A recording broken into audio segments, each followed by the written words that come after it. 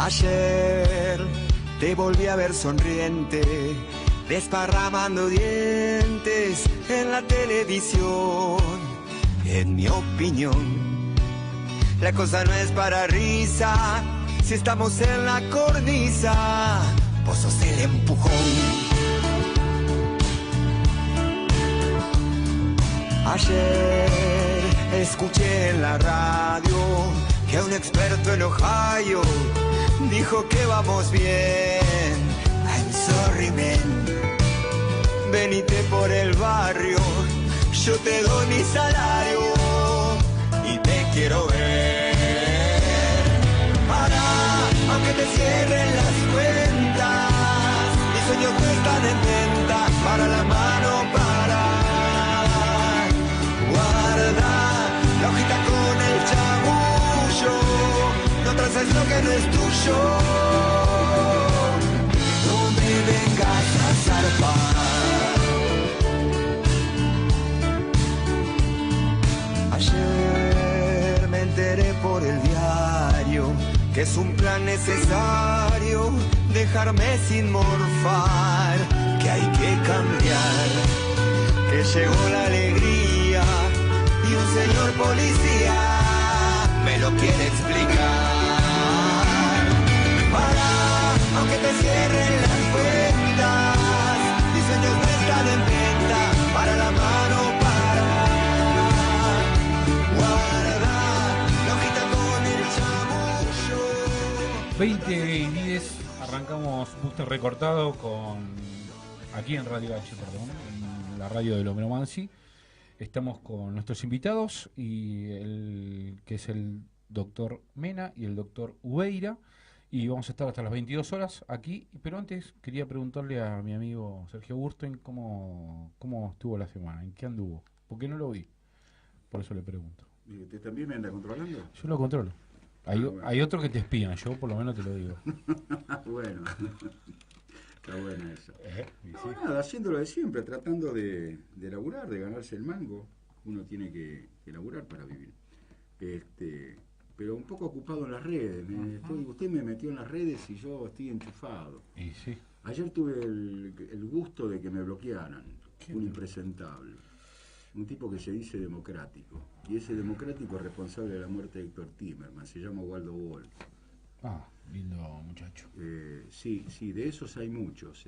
Se dicen democráticos y cuando vos le contestás o le decís que aclare la situación, si es servicio, si responde a la AFI o si trabaja con el Mossad, o vaya a saber con quién, porque él declaró de que tenía acceso a carpetas con la vida privada de la gente.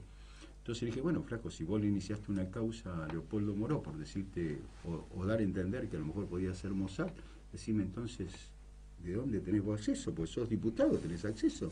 Yo le voy a preguntar a Juan Martín ahora, que él algo de esto conoce. Él fue el segundo en la AFI cuando estaba Oscar Parrilli encabezándola. A ver, justamente de esto te quería hablar. ¿Qué posibilidades tiene un diputado o qué autoridad tiene un diputado para poder tener acceso a carpetas con la vida privada de la gente y decirlo tan alegremente? ¿Cómo es eso? ¿Qué haces, Sergio? Buenas noches. No, ninguna. O sea, posibilidad no tiene ninguna. O sea, cualquier acceso que tenga es ilegal, efectivamente. Y lo que me llama la atención es que ningún fiscal actuó de oficio. Es decir, ¿por qué es diputado? Sí, no conozco la declaración que estás diciendo. Yo en este momento estoy perdido. Yo tengo reconocido, es decir, la voz de él diciendo, porque tengo el audio. Que tenía acceso a material de inteligencia. Claro, él dijo que era una vergüenza cómo se habían metido, que había que ser muy hijo de puta para meterse así, es textual, testimonial, tal cual lo dijo. Para meterse en la vida privada, en la investigación de la muerte de Alberto Nisman, de la cual él fue testigo que fue un asesinato.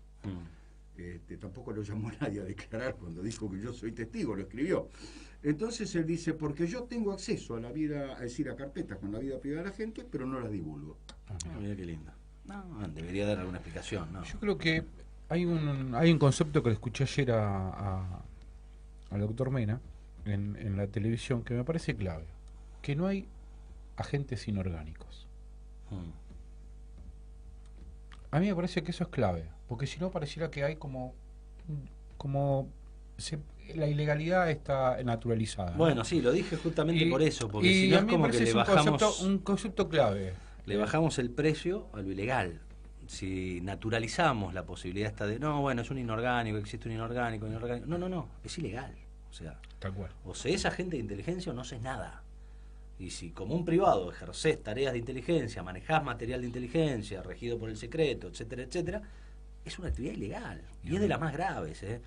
Pues sí, yo entiendo que la afectación al común de la gente pueda ser más remota, más difícil, pero la afectación en términos democráticos sí es grave, es gravísima. Entonces me parece que para ordenarnos un poco y no bajarle el precio a la situación, creo que tenemos que tener bien claro, no existe el agente inorgánico. Exacto. En todo caso, es gente que está cometiendo delitos, y de los delitos más graves que se pueden cometer contra la democracia. ¿El delito quién lo conviene?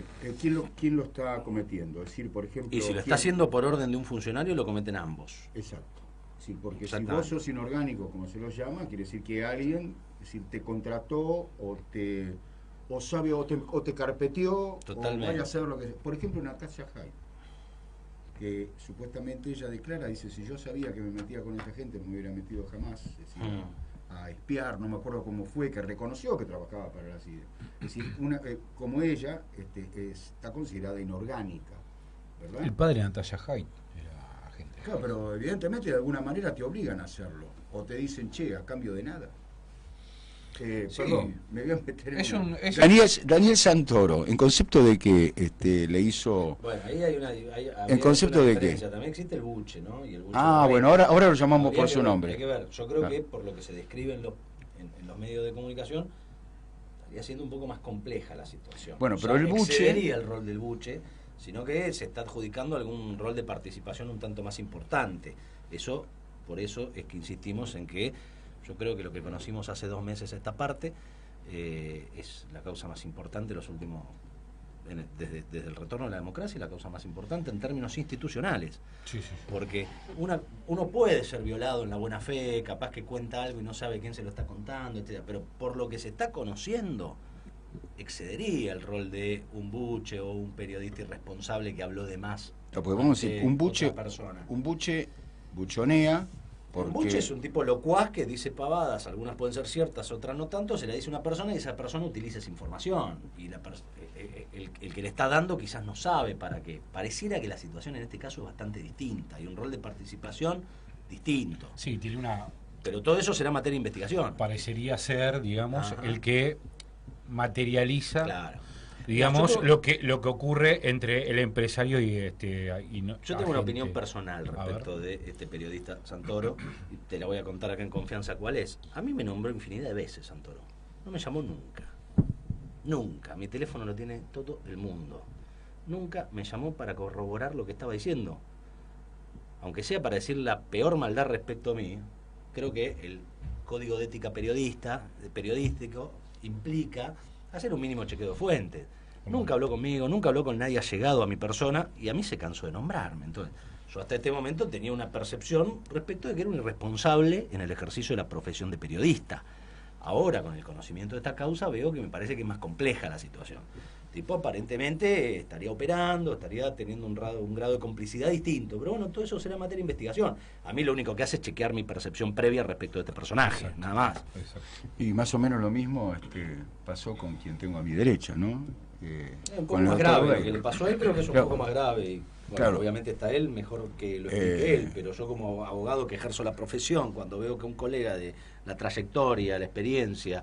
de quien está acompañándonos esta noche le intentan hacer eso, y la verdad que estamos en un grado de indefensión y de riesgo importante, ¿no? Sí, eso que le intentaron hacer es una cámara oculta en donde, por lo que se desprende de los chatos, de los WhatsApp, está involucrado el fiscal Stornelli juntamente con este señor D'Alessio.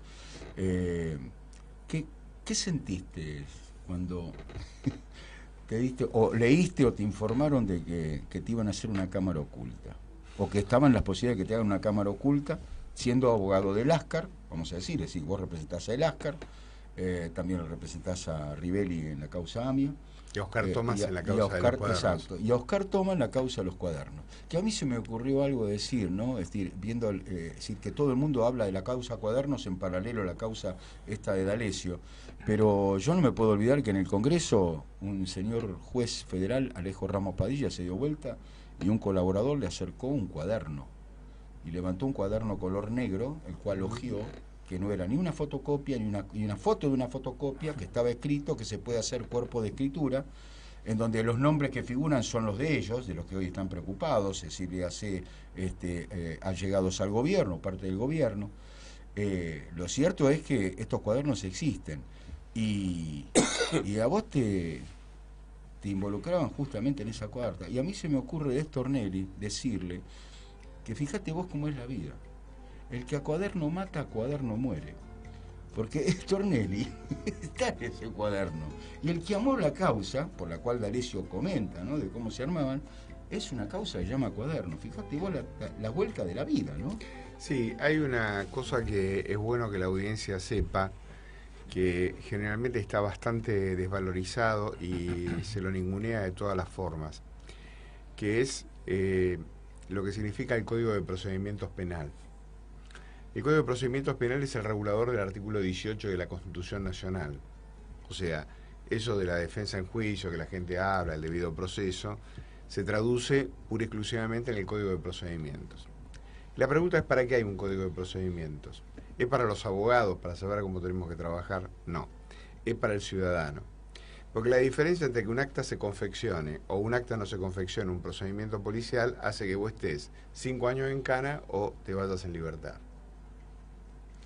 Entonces, vos que viviste la causa AMIA, sabés que el secuestro del motor, el acta que se levantó para el secuestro del motor fue nulificada sencillamente porque el oficial que la firmó no estuvo presente en el acta en el cual el momento del motor se secuestró.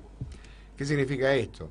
Que el Tribunal Oral Federal número 3 tuvo que hacer toda una construcción probatoria de otro lugar para obviar el tema del acta y llegar a la consecuencia de que el tema del motor fue secuestrado. En este caso particular, el Código de Procedimientos, con respecto al tema del cuaderno, tiene un título completo que se llama secuestro. Entonces, el secuestro es la actividad de los funcionarios de la policía o del juez o del fiscal, que cuando encuentran un elemento que puede ser incriminatorio, que en el caso de este particularmente, que es un documento, que es un cuaderno, extrae copia, la manda al expediente certificada y el original lo reserva en la caja fuerte del juzgado. Muy bien. Acá los cuadernos estuvieron dando vueltas 6 meses. Entre que se tomó la primera noticia del cuaderno hasta que los cuadernos finalmente aparecieron dentro del expediente. Es decir, vos das por sentado que los cuadernos existieron realmente, que después no aparecieron. No, yo lo que estoy diciendo es que esto es una enorme operación de inteligencia en la cual fabricaron determinada información dentro de los cuadernos, que como corresponde a una actividad de espionaje mezcla la mitad que puede ser verdad y la otra mitad que puede ser mentira. Ahora, termina de cerrar un poco el esquema cuando D'Alessio, hablando con Echeves, dice: y nosotros llevamos los cuadernos, se los llevamos a mi tío, el escribano general de la Nación, y él nos derivó a otro escribano, juntamente con el señor Cabot, y finalmente los cuadernos nunca se certificaron.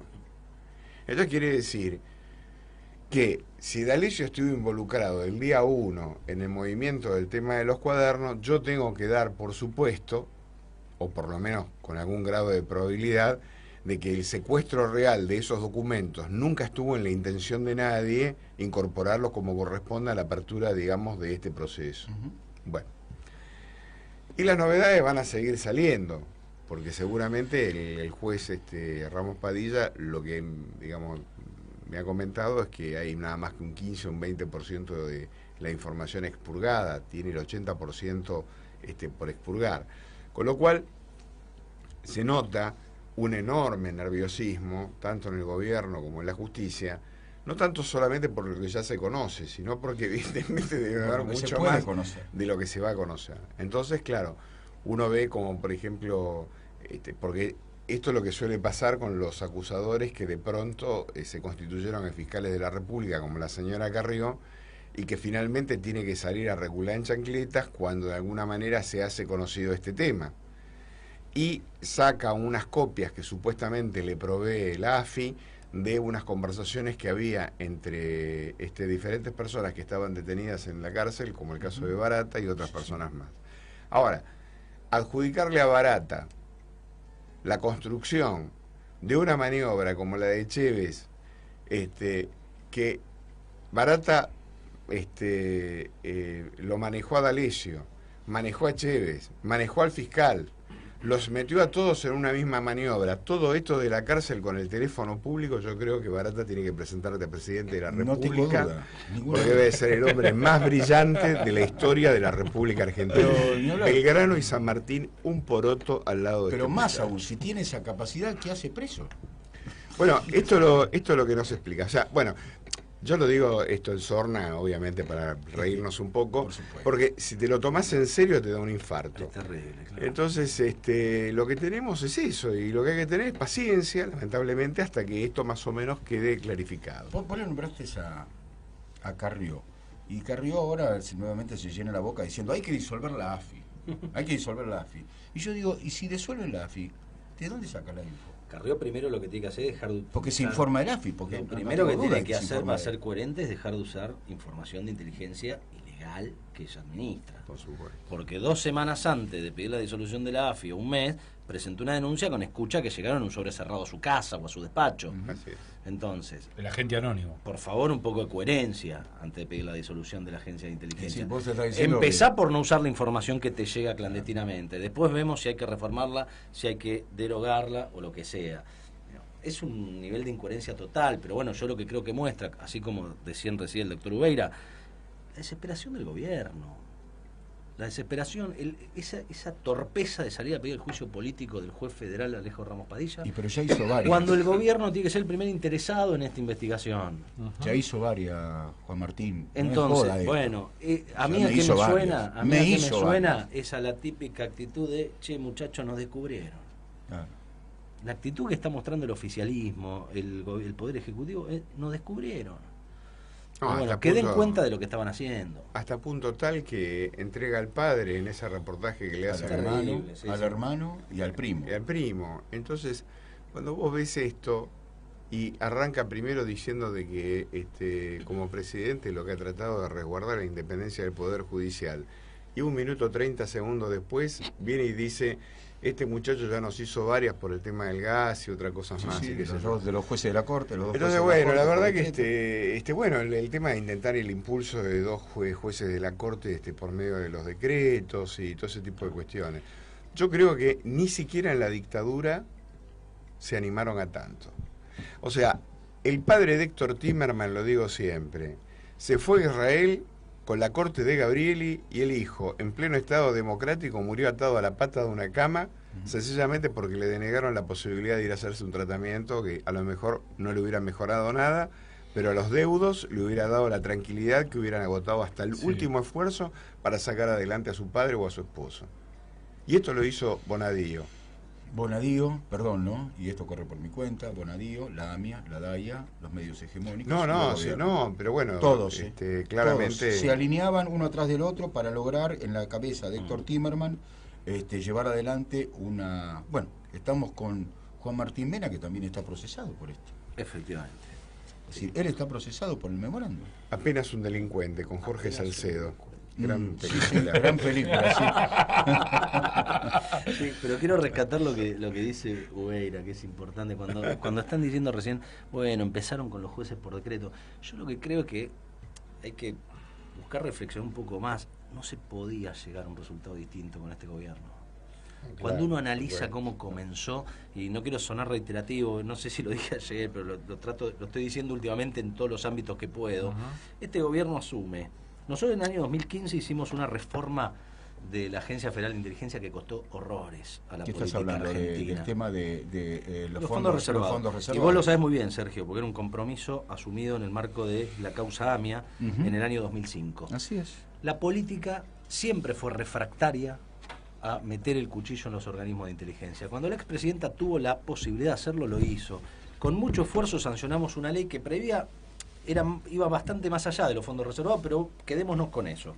Modificó el régimen de administración de los fondos del Servicio de Inteligencia para legalizar algo más del 72% de esos fondos. A las 2 semanas de asumir, Macri derogó esa reforma de la Secretaría de Inteligencia por DNU, por decreto de necesidad de urgencia. Bien. A los pocos días también propuso nombrar 2 jueces en la Corte Suprema de Justicia por decreto. Hoy vemos cómo está el Servicio de Administración de Justicia, digo, una corte en pleno conflicto que no puede ejercer ni la superintendencia ni la ascendencia que debe tener el cimero tribunal sobre el resto de los tribunales del país, etcétera. En esas mismas semanas, recién estamos en enero del 2016, ¿qué hizo? Salió a correr a los bolsazos a la ex procuradora Alejandra Gil Carbó. Amenazó a su familia, extorsionaron a los hijos, publicaron los celulares de las hijas menores de Gil Carbó, que tienen además de los nietos de Gil Carbó, etcétera. ¿Cómo está hoy el Ministerio Público Fiscal? Un descontrol absoluto. Es decir, Casal protegiendo prácticamente con las las medidas que tomó este gobierno en los primeros 40 días de su gestión, no ibas a llegar nunca a un resultado distinto. Hoy tenés los servicios de inteligencia descontrolados, los fiscales descontrolados, el Poder Judicial un desastre. O sea, no se podía llegar a un final distinto con lo que venías haciendo. Creo que eso me parece que es lo que resume lo que está haciendo esta gestión de gobierno. Sin duda, y acá recién el doctor Ubeira decía hay que tener paciencia.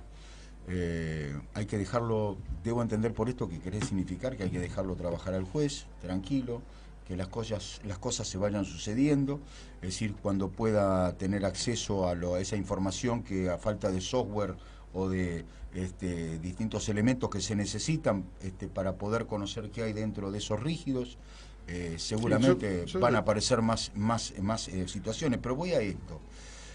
¿Cómo se sienten ustedes? Vos como abogado, porque vos sos abogado, ambos son abogados, y yo me vuelvo para atrás y hablar de Héctor Timerman, que es mi referente, porque Héctor para mí me da lugar a demostrar muchas cosas de este gobierno y de estos jueces y algunos jueces y fiscales.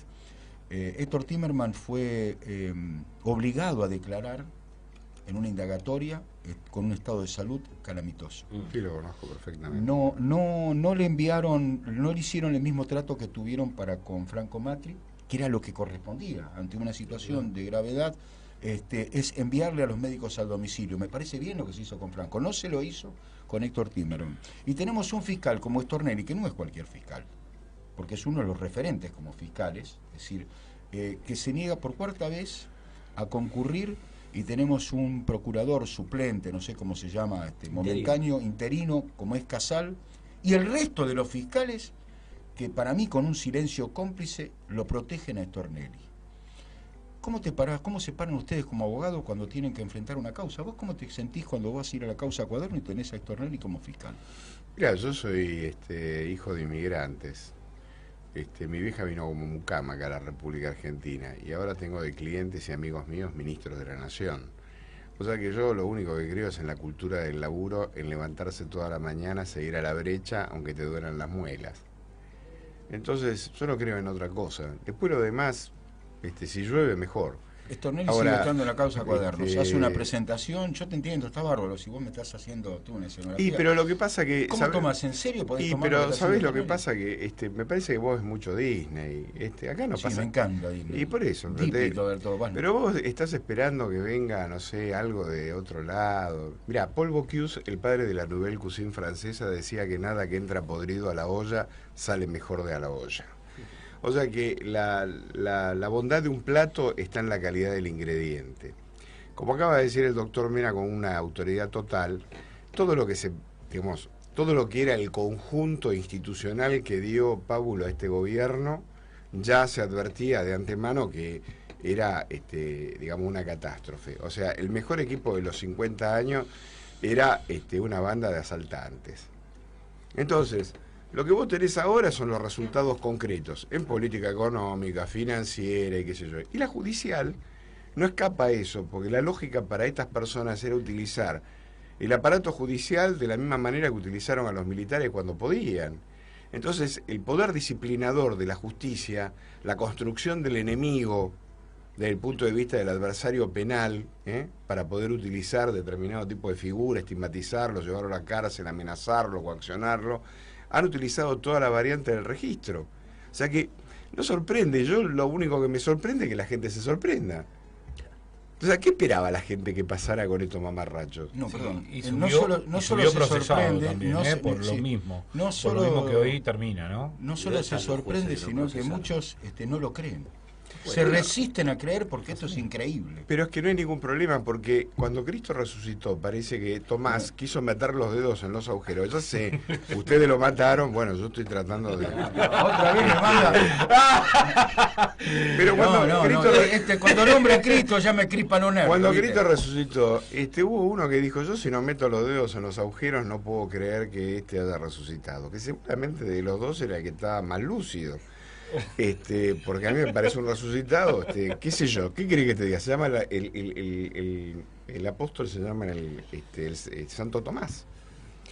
Y era el que quería meter los dedos en los agujeros. Bueno, hay mucha gente que aún frente a este desastre institucional, económico, financiero, sale un chiste malo, deportivo, quieren que cierren la AFI, que cierren la AFA también. Porque todo es un desastre, porque el país institucionalmente está en un estado de quiebra y las cosas que eran positivas, extraordinarias que se habían construido con el gobierno anterior, no por el kirchnerismo, sino porque el proyecto era razonable, como por ejemplo todo lo que era ciencia y tecnología, lo mandaron directamente al fondo del mar, porque a ellos no les interesa. Y la causa de los cuadernos es nada más que un plan diseñado, al igual que bajar el precio a todo lo que es el empresariado nacional, para vender el país a precio de regalo. Pero esto es así, que no hace falta ser un genio.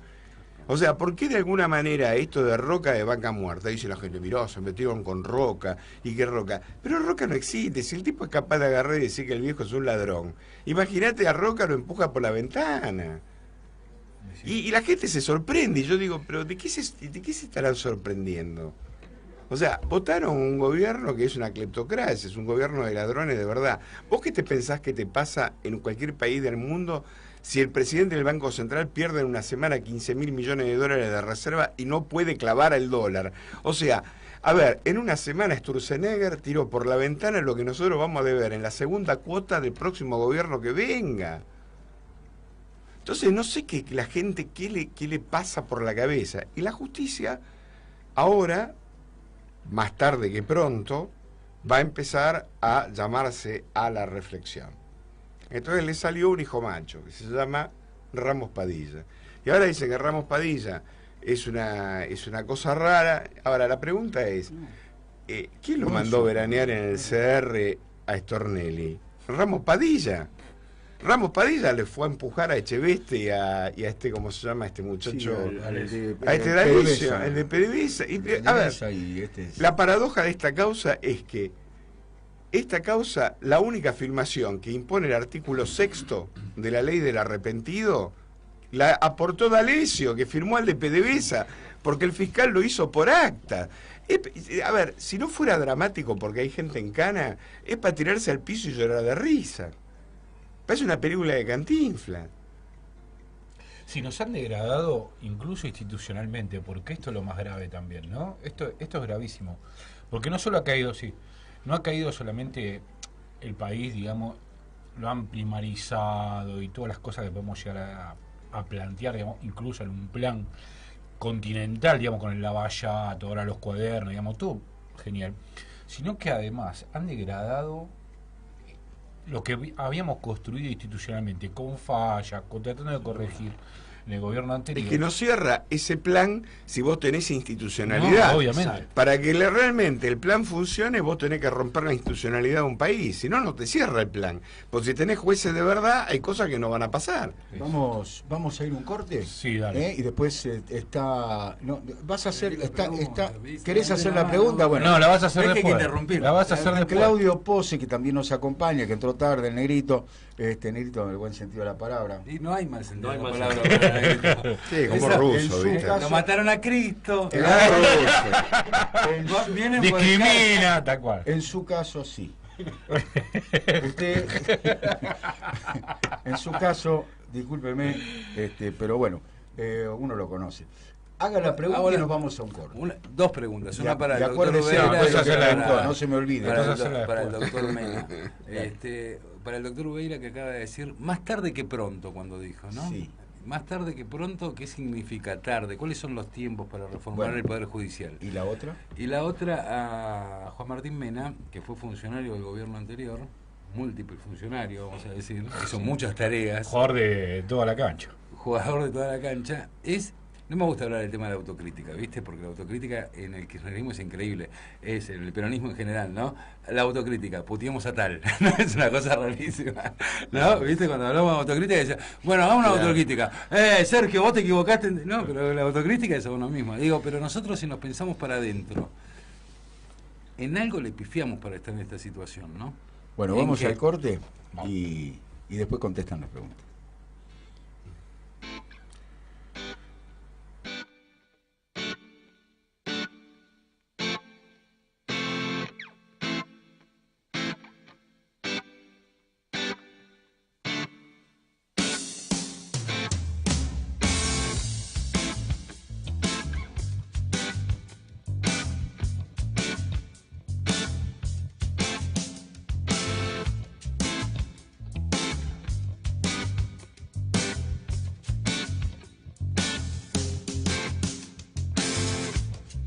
El guagua de Troilo no quiere arrancar.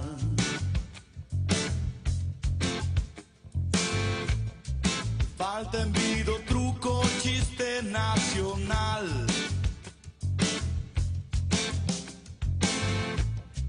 Estamos en Benaguita, el Mayoral.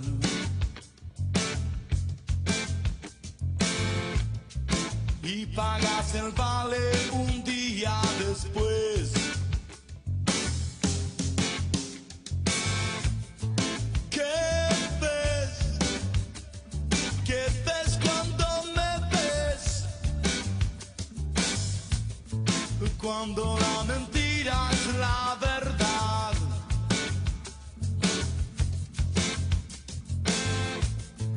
¿Qué ves? ¿Qué ves cuando me ves? Cuando la mentira es la verdad.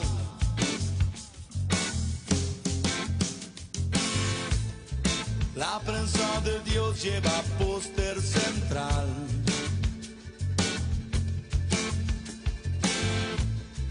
El bien y el mal definen por penal.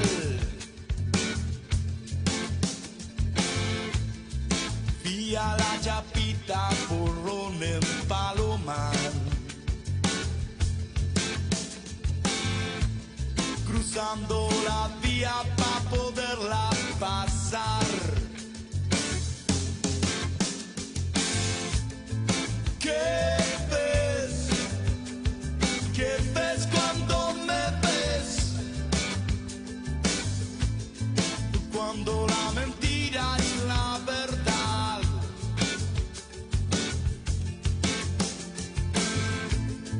¿Qué ves? ¿Qué ves cuando me ves? Cuando la mentira es la verdad.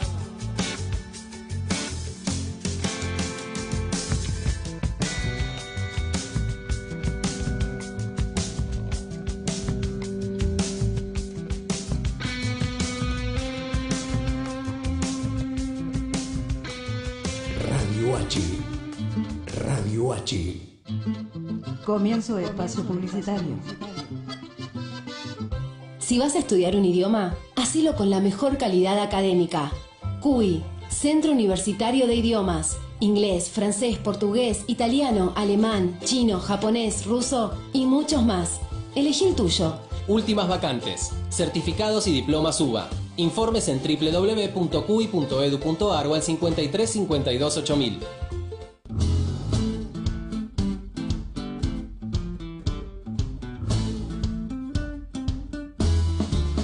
Los sábados de Radio H tienen a las 14 horas El Erotitango, un show poético y quilombero con ritmo de 2x4, escrito y conducido por Jorge Cherner. Y desde las 15, el histórico programa de Eduardo Fabregat. Llega a Radio H, Rebeldes, Soñadores y Fugitivos, desde las 15 y hasta las 18 horas. Los programas también podés verlos por Facebook Live en Radio HHM y en YouTube /Radio H con todas las letras.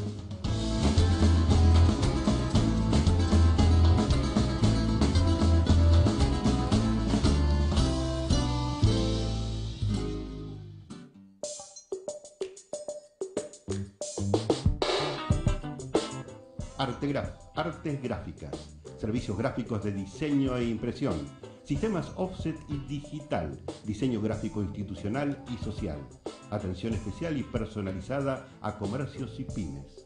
Comunicate con nosotros al 4923-5400 o al mail graficamensaje@gmail.com. Radio H. Radio H. H con todas las letras. Con todas las letras. Cuando todo fan, Radio H. Cuando todo fan, Radio H. Viene. Fin de espacio publicitario. Radio H. Vamos. Sandro. Vamos. No se puede. Entró. Lo mejor del programa, es lo que está afuera, ¿no? Lo que no sale al aire. Usted no siempre. puede decir eso porque es una Entró un falta de curtido, respeto. oro entró, no sé No, qué. Sí. Le vamos a Dólares, contar lo que estábamos hablando. No se puede, es una falta de respeto para el oyente. Adelantó el doctor Ubeira y Juan Martín Mena adelantaron la respuesta. Bueno, claro. Bueno, entonces, vamos a hacer como que no la respondieron. Arranquen de vuelta. ¿Cuál era su pregunta? ¿Por qué cuando utilizaste la expresión con respecto a la reforma judicial y demás, cuando esto se empiece a tener un poco más de luz, dijiste más tarde que temprano? Le están preguntando al doctor Ubeira, que nos acompaña junto con el doctor Juan Martín Mena. Doctor Ubeira, todo suyo. Claro, porque en verdad todos los procesos judiciales generalmente suelen ser prácticamente cardenalicios, ¿no? O sea, lo que tiene extraordinario Comodoro Pi que vos estás muerto y no lo sabés, ellos lo saben seguramente un año antes. Igual que en el Vaticano, pasa un cardenal y dicen, ese ya está muerto, el Papa lo volteó y el tipo seguramente hace un año que... y acá pasa lo mismo, acá pasa que hay varios que están muertos y no lo saben. Y por ejemplo, está muerto Stornelli, está muerto Bonadío. ¿Está muerto Stornelli? Sí, por supuesto, sí, están todos. Y más, yo voy a estar al final del camino esperándolo para recibirlos como lo recibía Galeano. Sentado en el umbral de casa, ¿no? De mi casa esperando que pasen. Es decir, viendo pasar el féretro del entonces enemigo. esto va a pasar seguramente. Ahora, vamos a los hechos prácticos. Para mí el tema es que en la capital federal hay que disolver el fuero federal y colocar 12 jueces entreverados con todos los jueces ordinarios. Para mí no existe la necesidad de tener jueces federales por especialidad dentro de la capital federal. O sea, para mí el juez federal es un juez que está en la provincia, en una provincia, porque hay asuntos federales que afectan a la nación y que sí, efectivamente, tiene que haber una necesidad de juez federal. En este caso particular lo que tenemos son 12 jueces que han renunciado, o por la renuncia de la política ocurre en el Congreso, ellos se han incautado, digamos, del ejercicio de la suma del poder político en la capital federal y en el resto del territorio. Entonces lo que hay que hacer es disolver el fuero federal sin preocuparnos, porque en vez de la causa, por ejemplo, de Cristina Fernández, a lo mejor le hubiera tocado al juez de instrucción del juzgado 38, secretaría 100 y pico, que lo tiene un señor que, por ejemplo, uno que yo conozco, Jorge López, que la única cosa más importante que le pasa en la vida después de trabajar en tribunales es ir a ver a Platense. Y lo único que le preocupa es la realidad de su tribunal y poca cosa más, y volver a su casa y estar con su familia. Entonces no están ni en la noche, ni en la moda, ni van a ver al embajador de los Estados Unidos, ni a besarle la mano, ni festejar el 4 de julio, ni nada de toda esta pavada y toda esta paparruchada. Yo en este punto quiero llamar a la audiencia a una profunda reflexión. Es llamativo que los funcionarios federales, y me quiero detener un segundo porque vale la pena, es llamativo que los funcionarios federales que son jueces federales vayan a la embajada el 4 de julio. A la embajada tienen que ir seguramente los comerciantes, los empresarios, aquellos que tengan negocio con los Estados Unidos. Pero que los jueces federales vayan a la embajada el 4 de julio a festejar la independencia de un país que creó el Plan Cóndor en la República Argentina y que recién ahora están abriendo los archivos. Y que como integrante de la NATO facilitó concretamente que masacraran a los soldados argentinos en Malvinas. Pero que el 4 de julio se lo festejen ellos. Y que esto lo hagan los jueces y los jueces federales es un oprobio y una vergüenza para los argentinos. Con esto no quiero decir que uno tenga que estar de enemigo del pueblo norteamericano, pero los gobiernos no tienen nada que ver con lo que de alguna manera se desarrolla acá. Es una vergüenza que nosotros tengamos un embajador y hayan aceptado las cartas credenciales de un señor que vino acá a la Argentina diciendo que venía a ayudar a la justicia argentina. A resolver los Si hay, atentados o sea, de la AMIA y de la embajada. Yo le invitaría al oyente y a los que están acá en esta mesa que reflexionen qué pasaría en Francia si el embajador de Estados Unidos bajara por la escalerilla del avión diciéndole que viene a ayudar a la justicia francesa. Le pegan una estampilla en el culo, lo meten dentro del avión y lo mandan de vuelta. Y nosotros hemos naturalizado la pérdida de institucionalidad. O en Bolivia. Cualquier lado. Es de cipallaje. No, lo que digo es, en Francia o en Bolivia, que se puede tener dignidad y no pasa nada, no te hace, no te invade. En Bolivia no hay embajador de Estados Unidos. Entonces, por eso digo, digamos, conclusión para redondear y volver a la pregunta tuya de origen. Esto va a ocurrir seguramente más tarde que pronto. O sea, es muy probable que la única forma de que Argentina aprenda es sobre la base de enormes desgracias. No terminamos nunca de sacar la cabeza del balde y de entender que sin institucionalidad vos tenés inflación, que sin institucionalidad vos tenés comedores infantiles, que sin institucionalidad vos tenés sueldos de miseria para los maestros. Porque en los países que funcionan las cosas razonablemente, lo primero que está asegurado es la institución. Igual que en una casa, si vos no respetás al padre, te puedo asegurar que 1 millón de mangos por menos alcanza. Y en una casa de obrero, donde el padre es el que pone y la madre pone el respeto dentro de la casa, 50.000 pesos es una fortuna. Y esto es lo que nos está pasando a nosotros los argentinos, no de ahora, ¿no? De un rato más. La pregunta ¿Contestada su pregunta? Tenía que aplaudirlo, ¿no? Tenía que aplaudirlo, Paula. La pregunta a Mena... Fui el único institucionalista, ¿no? Porque el único aplaudió. Se agranda, güey. Ya parece radical. La pregunta al doctor Mena era, ¿en qué nos confundimos? Lo hacemos en colectivo, digamos, ¿no? ¿Qué pasó? ¿Por qué estamos en el peor de los malditos mundos? Bueno, me quedo con la pregunta original ante la tanda. Que haga un poco de autocrítica. Claro. Pues, esta última traducción tuya es más compleja. Me parece que es bastante más compleja y me excede la posibilidad de respuesta. A ver, lo primero que se me ocurre como autocrítica, o en qué nos pudimos haber confundido, y lo estoy diciendo como exfuncionario, y particularmente sobre lo que hablábamos hace un rato, ¿no? Hicimos un montón de reformas, bueno, si hubiésemos hecho todo tan bárbaro no estaríamos en esta situación. Yo creo que desde ya que cometimos errores, creo que uno, y es uno que yo vengo pensando muchísimo, vos sabés que cuando yo antes de estar 11 meses en la Secretaría de Inteligencia, que la convertimos luego en AFI, estuve, y bueno, ustedes lo saben, pues son amigos, estuve 11 años en el Ministerio de Justicia. Entré como asesor simple raso y me retiré como subsecretario de Política Criminal y jefe de gabinete del Ministerio. Y en ese contexto, y de ahí surge mi conocimiento con Sergio, yo estuve a cargo de la causa AMIA durante todo ese tiempo, ¿no? De la Unidad Especial de Investigación del Atentado a la AMIA. Cuando a mí me toca la oportunidad de ir a la Secretaría de Inteligencia, yo dije, pensé que resolvía todo. Dije, al fin. Ahora sí. ¿A qué te pasó eso? Lo autorreferencial no me gusta, no, pero en el momento, déjame, viste, en el momento lo que tiene que ver con lo funcional. Yo dije, el gran problema de la causa AMIA había sido la Secretaría de Inteligencia. Claro, por eso, arrancamos con el pago de $400.000 para desviar la investigación original del atentado, que si eso no hubiese ocurrido, su presión mental hipotética, quizá tuviésemos la causa AMIA resuelta y Rivelli, el cliente del doctor Ubeira, no se hubiese comido 8 años en cana.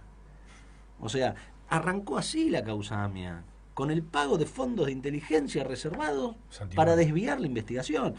Cuando a mí me toca, digo, más allá de alguna angustia que me agarró esa noche, digo, y la preocupación del lugar al que iba a ocupar y la responsabilidad que eso suponía, yo dije, bueno, vamos por AMIA, vamos a resolver, vamos a saber qué pasó. Vamos a destruir ese sistema. Vamos a cambiar la ley de inteligencia. Claro, vamos a buscar los archivos, a ver vamos qué a buscar hay. Los archivos. Claro, revolvamos todo. De hecho, cuando vimos los archivos, convocamos a todos los familiares para que los vean, porque yo casi me muero cuando veo los archivos. Bueno, eso es materia de otra conversación. Cómo mantenían los archivos de la causa, etcétera. ¿A qué voy con esto? Nos pusimos a pensar inmediatamente, bueno, hagamos una nueva ley de inteligencia, ¿no? Regulemos esto de los fondos reservados. Que esto quede en una ley, que no vuelva a ocurrir. Cuando el motivo de la reforma de los fondos reservados, obviamente que el origen es el compromiso de AMIA, pero además cuando tomo conocimiento del cargo, La lapicera y los resaltadores que uno usa para trabajar todos los días se pagan con fondos reservados. La resma de hoja de la impresora se paga con fondos reservados. La nafta del coche se paga con fondos reservados. Un nivel de arbitrariedad descomunal, que no tenía ningún tipo de explicación, porque no afectaba la seguridad de nada hacer una licitación pública para comprar materiales de oficina para la presidencia de la nación y se terminó el problema. Bueno, hicimos la reforma. Yo lo viví como una conquista personal enorme. Enorme. Había trabajado 11 años en la causa AMIA. Dije, se terminó el quilombo de los fondos. Pusimos más controles. Legalizamos el 70% del presupuesto. Ahora hay que solo controlar el 30%. Siempre es mucho más fácil cuando el universo es más chiquito. 3 semanas duró, Claudio. 3 semanas del cambio de gobierno duró eso. Entonces, ¿cómo lo ¿a qué voy con la autocrítica? Creo que no. Macri dictó un DNU, como lo explicábamos hace un ratito.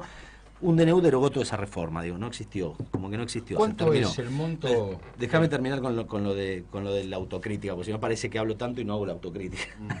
Creo que en algunas cosas no hicimos las reformas de la mejor manera para darle cierta vida institucional propia. Algunas cosas en este país no alcanzan. Nos dimos cuenta que sacar una ley, por más bonita que sea, no alcanza. Y lo mismo sucedió con qué otra ley. La ley de Servicio de Comunicación Audiovisual.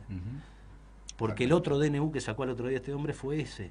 La ley con más consenso de la República Argentina. Habían estado 3 años caminando el país. Discutida en la Corte. Discutida en la Corte. Todos los poderes del Estado habían actuado.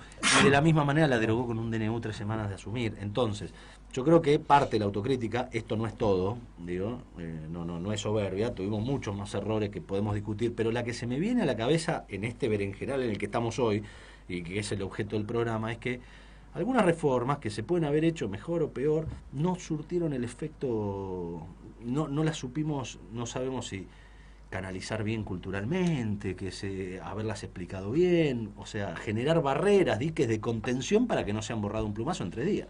Ahí me meto un chiquitito, una reflexión de los dos que me parece interesante. Hoy escuchaba a una dirigente de la ciudad decir, quizás nosotros no pudimos explicar a los sectores medios centralmente, que tanto puteamos en el campo popular, a la clase media y demás, explicar la importancia de los derechos adquiridos, ¿no? Que por ahí es capaz, ¿no? Ahí faltó algo. Sí, el problema puede ser de todo orden, digo, puede ser instrumental, el instrumento que se eligió para tal o cual tarea. ¿Cómo lo hubieras hecho no ahora alcanzó, la ley, por ejemplo? Y bueno, yo creo que hay cosas que puede haber sido un problema comunicacional, que quizás hay cosas que había que explicarlas de otro modo, había que ser mucho más claro, había que tener una apertura distinta. Digo, lo que sí está claro es el resultado. Entonces eso a mí me obliga a una autocrítica. ¿Cuál es el camino? Explorémoslo, busquémoslo. No me animo a decírtelo ahora así tan fácilmente, pero sí está claro que ahí hay un problema. Nosotros los marxistas tenemos el problema resuelto desde hace mucho tiempo. La burguesía y los partidos burgueses le cortan siempre la cola a la serpiente. Claro. Y nunca le cortan la cabeza a la serpiente. Bueno, podríamos discutir ese tema. Está bien, pero vos hablas de derechos adquiridos y yo creo que no es derechos adquiridos, sino poner en vigencia los derechos que nos corresponden. ¿Estamos? Es decir, había derechos que no estaban implementados y que eran una utopía. Bueno, Néstor y Cristina lo hicieron real. Ahora, yo quiero volver para atrás y le voy a hacer una pregunta personal a Juan Martín. Vos estás procesado por traición a la patria, que bueno, es una figura que se derogó, que ya no es vigente, ya no pero ya no es traición. Para mí sí es traición. Es decir, ustedes traicionaron a AMIA, a DAIA, a lo que era la oposición en ese momento y a todos aquellos intereses creados para que finalmente no se sepa la verdad, porque el peligro que conllevaba, en el caso de que se hubiera podido implementar esa figura o esa herramienta política que era el memorándum, ponía al descubierto de que no había una puta prueba, y no me iba a cansar de decirlo de esta manera, con respecto a los iraníes, lo que no significa que sean inocentes, pero puta prueba no existe. Entonces, bueno, ¿con qué elementos iban a procesarlos? Es decir, después de todo el camino, y aparte, vuelvo a Héctor Timerman, de saber que le costó a Héctor un dolor terrible, porque fue apartado de su comunidad, nos fuimos juntos del templo, todo lo que sufrió, todo lo que padeció, puedo sostener de que seguramente que Héctor tenía una enfermedad, pero que fue potenciada por la mala sangre que él le hicieron vivir. ¿Vos qué sentís de todo eso, que fuiste gran parte? Porque a vos se te consultaba permanentemente la redacción del memorándum, Si vos estabas anoticiado. No la redacción, pero sí después hice la defensa. La defensa, sí. Es verdad, la defensa en el Congreso. ¿Qué sentís ahora que vos estás procesado por esa herramienta política? Sí. No te voy a preguntar si la volverías a hacer. Creo que... Si querés te lo contesto. Creo que sí. Creo que sí, sin ninguna duda. ¿Hay algún avance en la causa, Sergio? No, ninguno, por eso estoy... Pero ¿van a venir los iraníes a la indagatoria? No. Bueno. ¿Cómo te sentís ahora? ahora? Esta justicia no vendría. Y bueno, es la respuesta de ellos, ¿no? Hoy en día hay autoridades judiciales que no están yendo indagatoria, imagínate. No, pero no quiero comparar con los iraníes. Si yo fuera iraní diría, si esto hacen con sus connacionales, imagínate qué es lo que harán conmigo, ¿no? Claro. No tengo dudas. Entiendo la pregunta, a ver, no quiero caer en la respuesta fácil de la bronca, digo, más allá que da bronca, y no da bronca por lo personal, da mucha bronca por lo que vos decís, por Héctor, porque hay gente presa. Hay gente presa. Sí, está Fernando Esteche presa por el memorándum. Está Fernando Mirá, Esteche, vos, ¿quién está preso por el memorándum? Ni siquiera conozco, pero está Esteche. presa por esta causa. Héctor ya sabemos todo lo que sufrió. Yo estuve muy cerca de Héctor, viví todo esto en conjunto con él. Y bueno, un poco el otro día recordaba. ¿Lo conociste a Héctor a raíz del memorándum vos, no? No, lo conocí antes como canciller, pero la relación de cercanía fue ahí. Fue a raíz del memorándum. Él estaba, bueno, todos sabemos todo lo que puso por esto, cómo puso el cuerpo, y vaya si lo puso, por esta tarea, y él cuando firma el acuerdo, previamente a la firma del acuerdo, él se había juntado informes, cómo estaba la causa, etcétera. Todos sabíamos, porque lo anunció la Presidenta de la Nación en la Asamblea General de Naciones Unidas por cadena nacional, que había autorizado la reunión de Héctor con el canciller iraní. A raíz de eso, yo como era responsable de la causa AMIA, le emití informes a él respecto del estado de la causa, cómo estaba, todas las causas. AMIA, bueno, Ubeira lo conoce más que nadie, también vos también como querellante, es una multiplicidad de causas, no es una causa, son millones de expedientes. Entonces, yo le proveía todo el material técnico que correspondía y profesional de la unidad AMIA del Ministerio de Justicia. Cuando él firma el acuerdo, a los pocos días, yo no recuerdo bien si fue, no sé, 2, 3, 4 días, me llama y me pide que lo estudie desde el punto de vista de la Subsecretaría de Política Criminal, desde el punto de vista penal, a ver si lo podía acompañarlo en la defensa. Él me favorece una copia, yo ahí conozco el texto del acuerdo, y cuando lo leo, digo, pero por supuesto, Héctor, es la única posibilidad de generar una indagatoria, es esta herramienta. Y la indagatoria, como todos los abogados saben, digo, es el paso inicial de un proceso penal. Sin indagatoria el proceso no puede seguir. No puede haber procesamiento, no puede seguir produciendo de prueba, no se puede elevar a juicio, no puede haber juicio, no puede haber condena. Porque así lo prevé nuestro Código Procesal, como decía Ubeira hace un rato, que estaría bueno que alguien lo lea y lo respete. Ese acuerdo preveía la indagatoria. Yo recuerdo esos días fueron terribles. Héctor me llamaba todo el tiempo, él estaba terriblemente preocupado, porque él escuchaba una noticia y decía, no, pero no prevé la indagatoria el acuerdo. El artículo 5 no prevé la indagatoria. Entonces, Héctor me llamaba a las 2 de la mañana diciéndome, pero Juan Martín, vos me dijiste que eso era que estaba bien, como lo había hecho. Le digo, Héctor, ¿vos me mandaste una copia, que es la copia del acuerdo? Sí. Bueno, dice interrogar al sospechoso. ¿Cómo dice el 294 del Código Procesal Penal? Cuando haya prueba suficiente, el juez de la causa se dispondrá a interrogar al sospechoso. Indagatoria es el título. El verbo que usa el Código Procesal Penal argentino es el de interrogar al sospechoso. Le digo, no te pueden correr con eso. Digo, está bien lo que hiciste. Entonces, era una locura lo que se estaba viviendo. Era una locura, porque como vos decís, sectores de las instituciones, sectores de la política, en ese momento la oposición, hoy oficialismo, decían cualquier disparate. Cuando surge la famosa cuestión con Interpol, Interpol no podía entender la preocupación de Héctor Timerman. No la podían entender. Y yo concurrí a Interpol, y de hecho es uno de los... Yo estoy procesado por 2 motivos. Haber ido al Congreso de la Nación a explicar el memorándum junto con Héctor. Terrible, ¿no? Terrible, sí. Muy No, bueno, procesado. ahí vemos como Ramos Padilla se le ocurrió ir al Congreso a dar una explicación y le hicieron un juicio político. Le iniciaron un juicio político. Escuchá la segunda. Y la segunda es haber ido a Interpol como subsecretario de Política Criminal, jefe de gabinete del Ministerio de Justicia y titular de la unidad AMIA, asegurarnos de que Interpol no estaba malentendiendo los mensajes que surgían de la Argentina, que surgían del diario Clarín y de la oposición de ese entonces, que es el actual oficialismo. Los Interpol no lo podían creer. O sea, señores, ya les dijimos por escrito que el memorándum no afecta en nada las alertas rojas. Y nosotros íbamos y le decíamos, pero mire que tenga en cuenta que el único que puede dar de baja la alerta roja es el juez de la causa. Para eso no hace falta ni venir, nos decían. Pero la locura que se vivía en Argentina, porque informaban cualquier cosa, De hecho, le decían durante- cualquier cosa a la sociedad, Claro. le decían cualquier cosa a las víctimas del atentado, le decían cualquier cosa a todo el mundo. Entonces, De hecho, obviamente- uno de los iraníes, Sí. estos acusados, no estuvo en Rusia, que salió y no tenía que haber detenido, que las alertas rojas y no pasó nada. El tipo siguió, fue, no sé si estuvo en Europa, y de ahí más pasó allá a de Rusia, y de que, ahí fue a más China. allá de que las capturas evidentemente está demostrado que son ineficaces, porque no hay captura a nadie, el iraní, ningún iraní vino nunca a la Argentina, es la única herramienta que hay hoy. Entonces, si queremos avanzar en la causa AMIA, hay que indagar a los sospechosos iraníes.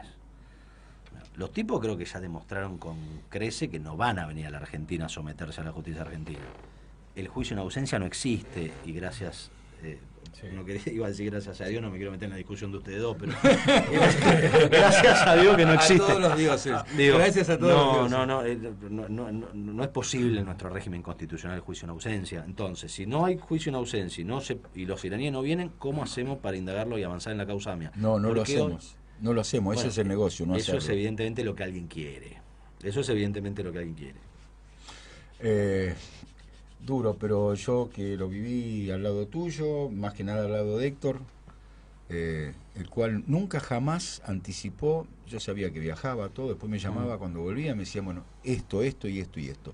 Nunca jamás él rompió el código de silencio y un día me lo dijo, yo tomé un compromiso con el canciller iraní de no adelantar ni hacer público nada de eso lo que también fuera. es importante, porque más allá de lo que él te haya dicho personalmente, Héctor Timerman, ahí lo único que estaba haciendo era cumplir las convenciones internacionales. Cuando dicen, no, pero Héctor Timerman hacía reuniones reservadas, está obligado Sí. por las convenciones de Ginebra a hacer reuniones Exacto. reservadas. La Convención de Derecho de los Tratados de Ginebra, que es la que rige las discusiones diplomáticas de todo el mundo, por cualquier tipo de conflicto, prevé que las discusiones son reservadas. ¿Por qué? Porque si no se llega a un acuerdo, los terceros países no pueden interiorizarse respecto de cómo fueron las discusiones de otros, pues pueden influir en la política internacional del mundo entero. Entonces, cuando le quieren achacar a Héctor Timerman, que tenía reuniones reservadas, estaba cumpliendo la ley, estaba cumpliendo su función en el canciller de la República Argentina. Entonces no podían ser de otra manera que no sean reservadas, lo cual no quiere decir secretismo, oscurantismo, ni ninguno de los disparates que están diciendo. Y de hecho el memorándum... De hecho sacaba cable de prensa Héctor Ni Timerman hablar. cada vez que tenía una reunión. Pero de hecho, Juan Martín, vos tenés el hecho que después este acuerdo fue usado por terceros países para hacer política internacional. Sin duda. Sí, Estados Unidos para Estados firmar un Unidos, acuerdo bueno, sobre energía nuclear con Irán, al cual maravillosamente asistimos a la presencia de el primer ministro, el presidente israelí, no me sale el nombre ahora, maravilloso, Netanyahu, que se presentó en la Cámara de Senadores a De Estados boicotear- Unidos. Pasando por arriba de Obama. a boicotear el acuerdo con Irán porque a Israel no le convenía, y seguimos en la misma. Y de hecho cambió la administración en Estados Unidos y el actual presidente retiró a Estados Unidos del acuerdo que ellos firmaron con Irán, los 5+1, por Los el 5+1. el acuerdo nuclear, Exacto, los y a 5+1. nadie se le ocurrió llamar indagatoria a Obama. Lo que pasa en la Argentina es una payasada, porque están utilizando la causa AMIA, las relaciones internacionales, la gestión de gobierno, la administración de un país para berretadas de peleas políticas internas. O sea, en ningún país sucede eso. Pero yo quisiera volver un poco al origen de la discusión y lo que estamos viendo más actualmente. ¿No suena todo muy parecido? No, ¿cómo? La causa AMIA con lo que estamos viendo en estos días. Pero si vamos al O sea, hecho, efectivamente es lo mismo. aparecen servicios de inteligencia, autoridades judiciales sin ningún tipo de apego a la ley, aprietes, extorsiones, cámaras ocultas. Hay algo muy divertido, ¿no? Qué obvios son, la verdad que son tan estúpidos porque realmente ni siquiera tienen algún gramo de fantasía, ¿no? Cuando aparece el video, vos te debes acordar, y se hace público, lo Acusado primero por que un hacen, oligarca. abren dos jueces. Uno para legitimar el robo del video, que es Cavallo, diciendo de que no había pasado nada, que el video estaba bárbaro y que estaba fenómeno y que los fiscales ni siquiera lo llamaron a indagatoria. Y Teseldín mintió bajo juramento, naturalmente que en un efecto de autopreservación, porque él había cobrado las $450.000 y obviamente no le iba a decir a Cavallo que los había cobrado, entonces dijo que no. Y después abren la segunda causa en la cual meten preso a Cuneo Libarona y a Bigliero y le abren una causa más a Rivelli por supuestamente apretar al juez el tema de la coacción al juez. Por eso decía lo de Cuneo Libarona, exactamente. Ahora lo mismo, ahora tienen un problemita en Dolores, inmediatamente vamos a abrir una causa acá, Ercolini. Ercolini en un efecto de autopreservación, porque naturalmente se la ven venir, dice, la para de pecho en el área y se la manda a Bonadío, que de taquito se la tiró. Se la tira de taquito. Y así va a ir pasando todo. Pero no son ni siquiera imaginativos. Lo que cambia y la diferencia que hay entre la causa de los cuadernos y la causa de AMIA es el objeto del proceso. Claro. Pero el tráfico interno de irregularidades termina siendo lo mismo. Y entonces volvemos al problema de la institucionalidad. ¿Quién en la República Argentina o en el mundo, cualquier persona bien nacida, no quisiera haber esclarecido el atentado de la AMIA, por lo menos para darle consuelo a las únicas personas que la causa AMIA le importa, que son los familiares, los deudos? Por lo menos decirle, mire, se murió y el que lo hizo fue Cacho, fue García, fue este país, fue tal otro. Una cosa de, ni siquiera de justicia, simplemente de decencia, ¿no? ¿Quién no está en contra de la corrupción? Levantamos toda la mano porque en última instancia la plata que se va distraída de nuestros impuestos y lo que queremos de alguna manera es saber dónde va. Ahora, toman todos los medios de utilización de hechos de enorme gravedad y de hechos de enorme conmoción social, pura y exclusivamente para traficar política y los intereses más espantosos. En la causa AMIA fue tirarle la causa a la policía de la provincia para matarlo a Duhalde, que en ese momento era el adversario político de Menem. Y en esta causa particular, en la que estamos ahora, no es ni más ni menos que la utilización de determinada apriete prebendario con respecto a la obra pública para bajarle el precio a las empresas nacionales, y en el medio aprovechar y cargarse a la oposición política o lo que fue el anterior gobierno. Y la causa del memorándum es exactamente igual, y la causa del dólar futuro, y todas estas causas. Pero vos fíjate que la ruta acá, la llamaron ruta a 14 fiscales, no consiguen un fiscal que lo pueda sustituir a Stornelli, porque ninguno quiere refrendar lo que hizo Stornelli, porque sabe que el tipo que le ponga el gancho a eso no lo puede recibir con beneficio de inventario. Ya tiene que decir que todo lo anterior es válido. No es menor. Así es. Voy a retomar ese tema porque me parece interesante. Vamos a hacer de los espías después con Juan Martín. Ahora le vamos a entrar a los mini espías. Los mini espías. ¿Es como James Bond? Vamos a un cortecito, ya volvemos aquí en Radio H, en Buston Recortado, en la radio de la Veromancy. Si te veo, amor, del otro lado no voy a dudar. Todo lo que veo, más todo lo que siento. Si te veo, amor, del otro lado yo voy a cruzar. Todo lo que tengo es todo lo que intento. Un carnaval, un río bravo, una calle en contramano, un hospital abandonado, la oscuridad. De corazón yo voy andando de tu mano.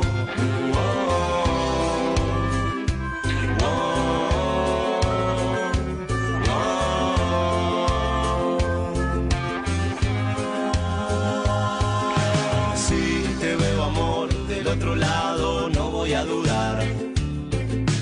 Todo lo que veo, más todo lo que siento.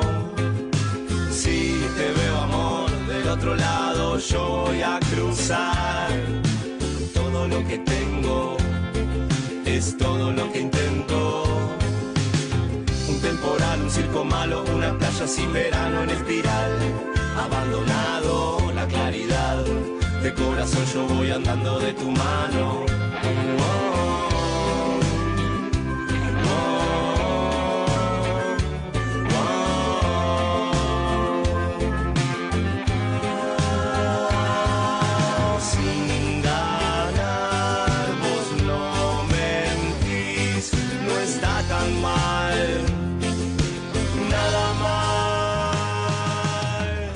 Ser tan lindo.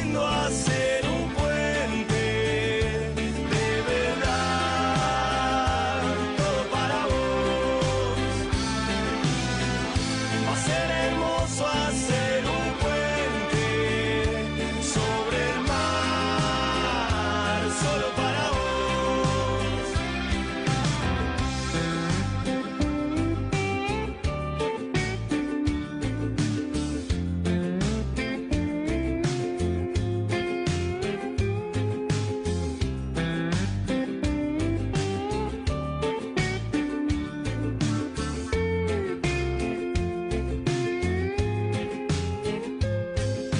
Si te veo amor del otro lado, yo voy a cruzar.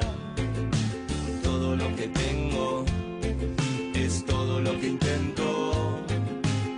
Un carnaval, un río bravo, una calle en contramano, un hospital abandonado, la oscuridad. De corazón yo voy andando de tu mano.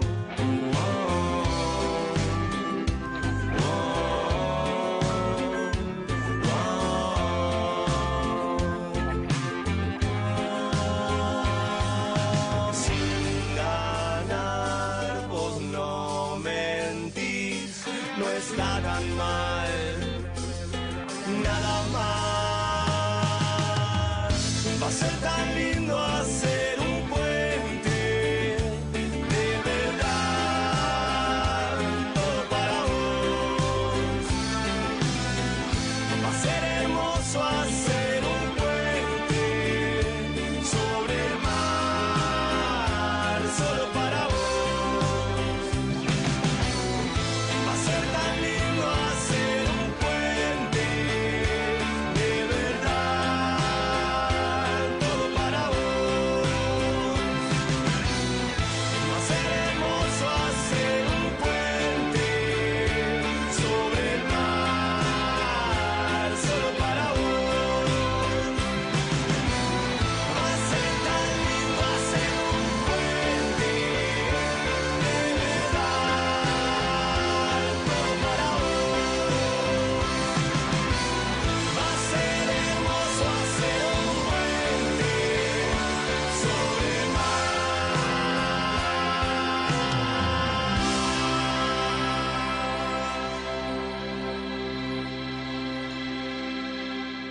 Radio H.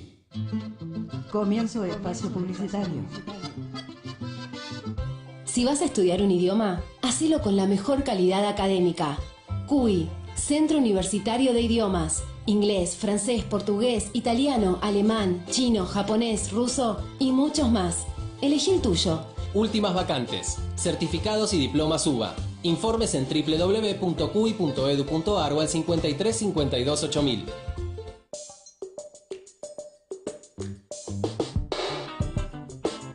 Artegraf, artes gráficas, servicios gráficos de diseño e impresión, sistemas offset y digital, diseño gráfico institucional y social, atención especial y personalizada a comercios y pymes. Comunicate con nosotros al 4923-5400 o al mail gráficamensaje@gmail.com. Radio H. Radio H. H con todas las letras. Con todas las letras.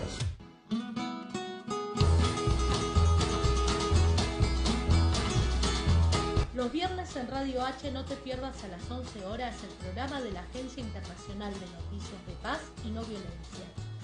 Presencia internacional en la oreja. La agenda de los pueblos desde el centro del mundo. Y desde las 14, Gustavo Campana hace Palabra Nacional, un programa para defender la nuestra. A las 17, Arnaldo Buenaga hace La tercera edad de la década ganada. Y a las 19, Daniel López nos trae Corazón Compañero, porque música y convicciones van de la mano. Para tener toda la información del fútbol, Nicolás Natrone y el gran equipo de ida y vuelta a las 20 hablan en tu idioma. Sumá tu programación a la radio, llamanos al 2068-9009 O venía a conocerla. Estamos en la Mutual Homero Mansi, Belgrano 3540, del barrio de Boedo.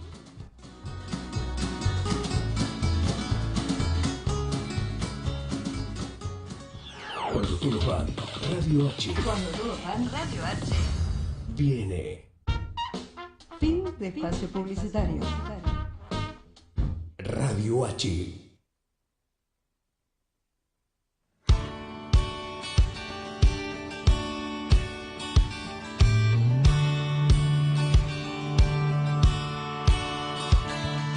Ayer te volví a ver sonriente, desparramando dientes en la televisión. Bueno, 2017, continuamos en Burstein. Sí, Burstein, ¿cómo no? ¿así Claro, está sí, bien? sí. ¿Así está bien? Sí, sí. Okay. Por fin. Porque a mí me aprendió gusta a hacer. complicarla toda, ¿viste? Lo que veníamos Sí, hablando. la hora, un te poco- está diciendo Ubeira, te está diciendo Sí, 21 a 17. 20 a 17. 21 a 17, sí. Es decir, aprendiste a decir mi apellido, pero no aprendiste a leer la hora. Bueno, no puedo. Es decir, siempre. No puedo todo. Claro, sos amargo, Es no hay que, ninguna duda. Tengo los lentes abajo. No, yo entiendo que con el doctor Mene y con nosotros hoy el tiempo vuela. Eso, exactamente. Cuando él está en grata compañía.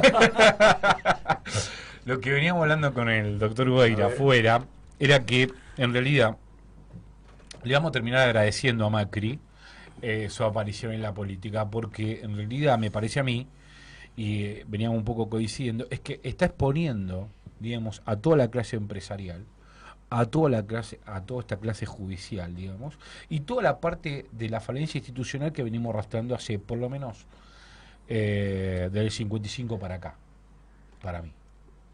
Entonces, esta exposición más cruda viene dada porque ya no puede mediar, digamos, ni con los militares ni la clase política el capital sobre el trabajo.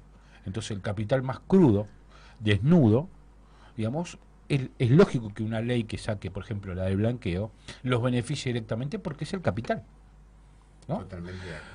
Entonces, mi planteo es, ¿cómo lo ven? Si es realmente así o hay que celebrar, digamos, que esté Macri o no. No sé. ¿A quién le pregunta usted, al doctor A Ubeira? todos.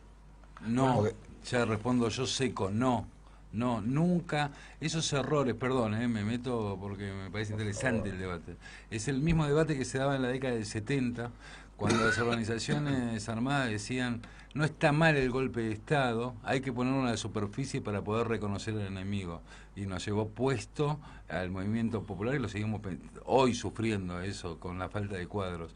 Nunca hay que dejar, hay que permitir que los sectores de la reacción tomen el poder tan absolutamente como lo está tomando Macri. Eso es otra cosa, No, digo, por eso no hay que agradecerle a Macri, no hay que agradecer este momento. Es un momento de sufrimiento, de mucha angustia de los Pero sectores él no está populares. planteando, él no está diciendo que no sea un momento de estoy diciendo sufrimiento. que Él diga dice, Macri, está exponiendo. Esa exposición que hace Macri, que está relacionado con un poco lo que hablábamos recién con Juan Martín, con respecto a la comillada autocrítica. Vos Lo sos que un yo poco quiero autoritario, decir- me parece. No, lo que quiero decir es esto. Nosotros tenemos que tener la capacidad en el próximo gobierno de poder interpelar y dialogar a todos los sectores de la sociedad para no llegar a más Macris. Obvio. No sé, tenemos que dejar de hablar de los zócalos de televisión. Entonces, no alcanza con decir Macri nunca. No alcanzó con eso, claramente. Si no, tendríamos que haber, y tampoco alcanzaba Votame Gorila.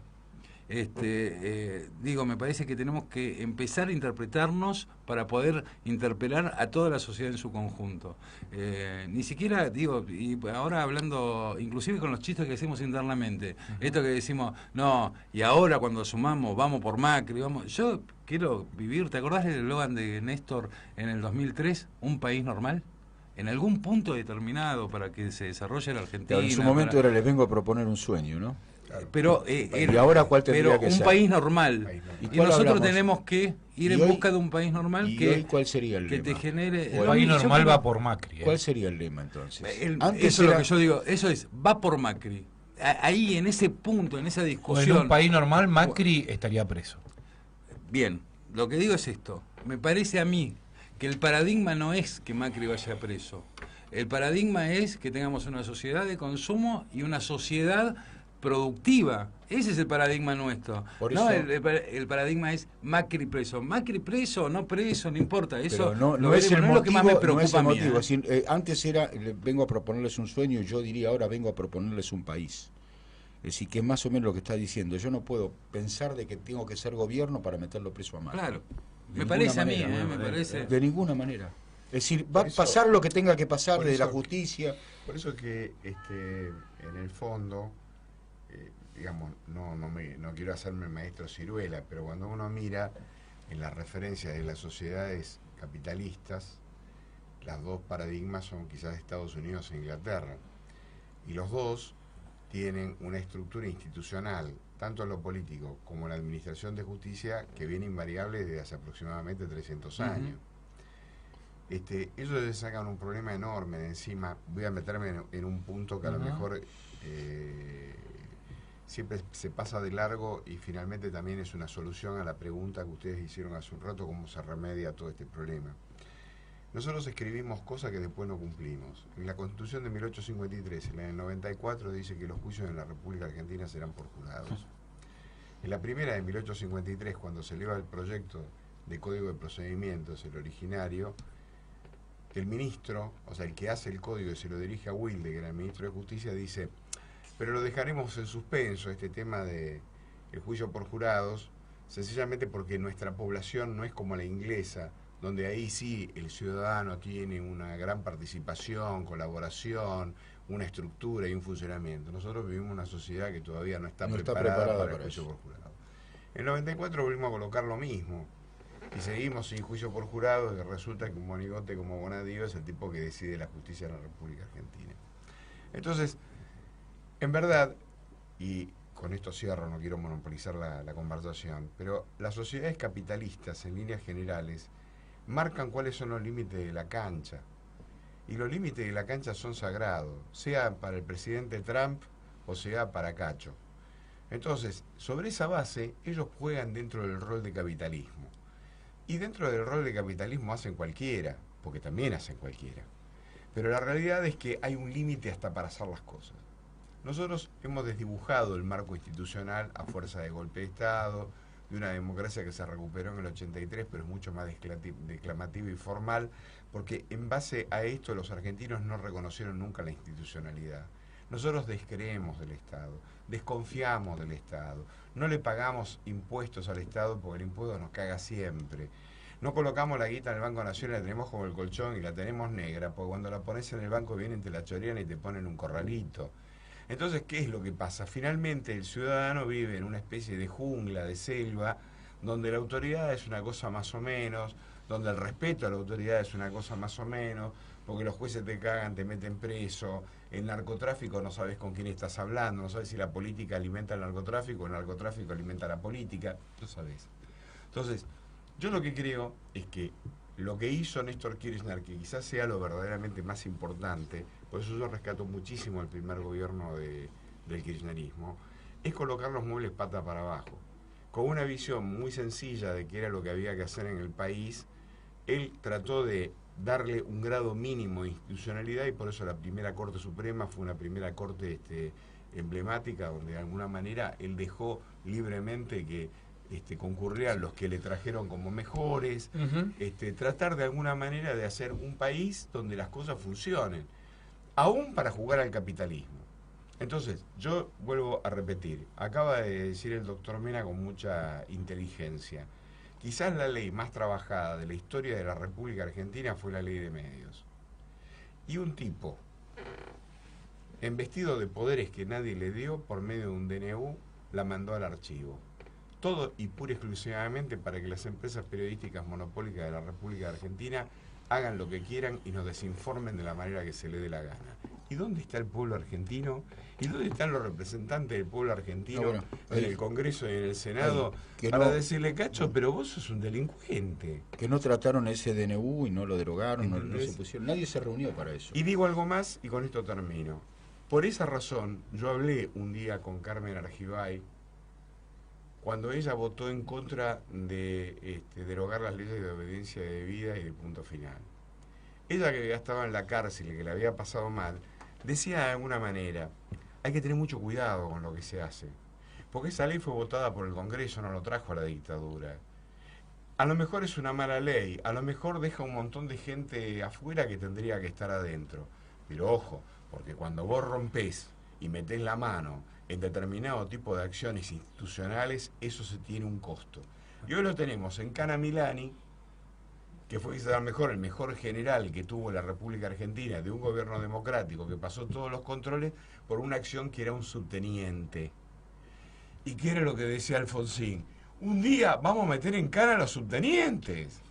Cortémosla acá, porque si seguimos para abajo, van a ir todos presos y vamos a hacer una cagada enorme. Bueno, eso es lo que yo llamo... Qué buen debate que acabas de... Eso un debate para 2 programas, ¿eh? No, pero está bien, no, pero es lo que te quiero decir.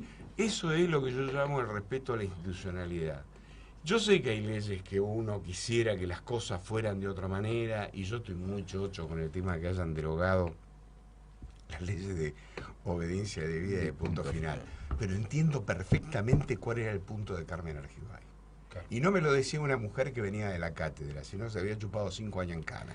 Bueno, de hecho, Ramos Padilla fue el padre de Alejo, bueno, fue el que declara inconstitucional la ley de obediencia debida y punto final. Siendo hombre de Alfonsín. 85.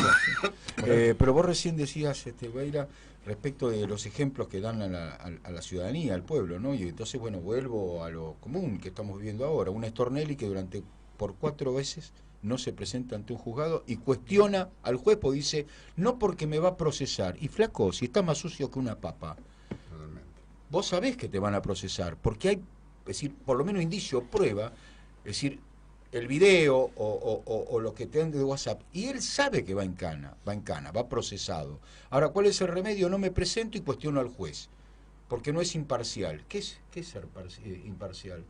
Tiene la obligación de procesarte, pues tiene un elemento de prueba que se lo permiten. Y después existe un bonadío, y vos hablabas de la institucionalidad, y yo tengo, bonadío existe, ¿por qué? Porque bonadío puede hacer una instrucción, determina la detención de tal o cual, de Oscar Tomás, si vos querés. Totalmente. Al cual vos apelaste en Cámara Federal y convalidó la detención. Y después fuiste a casación y también la convalidó. Y cuando vos querés cuestionar a Bonadío como juez, vas al Consejo de la Magistratura, tiene 14, 15, 16 causas, la unifican en una sola y no resuelven ninguna. Entonces, la institucionalidad también está por aquellos que tienen que controlar a ese juez de primera instancia, al juez instructor, y tampoco lo hacen. No es solamente. Bonadío existe porque existe esa Cámara de Federal, la 1, después la Cámara de Casación, el Consejo de Magistratura, y vos tenés gente que está en cana y que te acaban de negar la prisión domiciliaria, creo, es decir, habiendo demostrado, supuestamente demostrado, fehacientemente, la salud, y si vos querés entremos en cómo fue la revisión que hizo el médico forense, el perito forense. Una vergüenza. Si querés contarla, porque es vergonzoso escuchar quién puede hacer este relevamiento. A una persona que la trajeron esposada de Marcos Paz, le hacen una revisación y se le hace una obstetra. Y lo tuvieron exactamente entre la revisión clínica y la revisión psicológica, tardaron 15 minutos. Sí, yo había leído 5 minutos. No tuvieron a la vista la historia clínica que está montada por él. Y el médico de cabecera y el que construyó esa historia clínica es el actual ministro de Salud Pública de la provincia de Misiones, que es el médico de cabecera de Oscar Tomás. Ahora lo vamos a apelar y todo ese tipo de cuestiones. Sí, bueno, pero yo te quiero decir algo. En España dicen de aquellos polvos estos lodos. Y yo te puedo decir esto. El doctor Bonadío está en el cargo porque Diana Conti y Kunkel en la causa AMIA, cuando yo lo recusé, lo eché por mentirme, por haber sido de alguna manera integrante del gabinete de Corach, y Corach estaba sospechado, le dieron el acuerdo. Entonces, dentro de las autocríticas que tiene que hacer el gobierno anterior, es que realmente el problema está en eso. Cicerón tenía una frase extraordinaria, dice: Roma deberá prepararse para recibir una enorme cosecha de traidores, viendo los obsecuentes que hoy estamos plantando.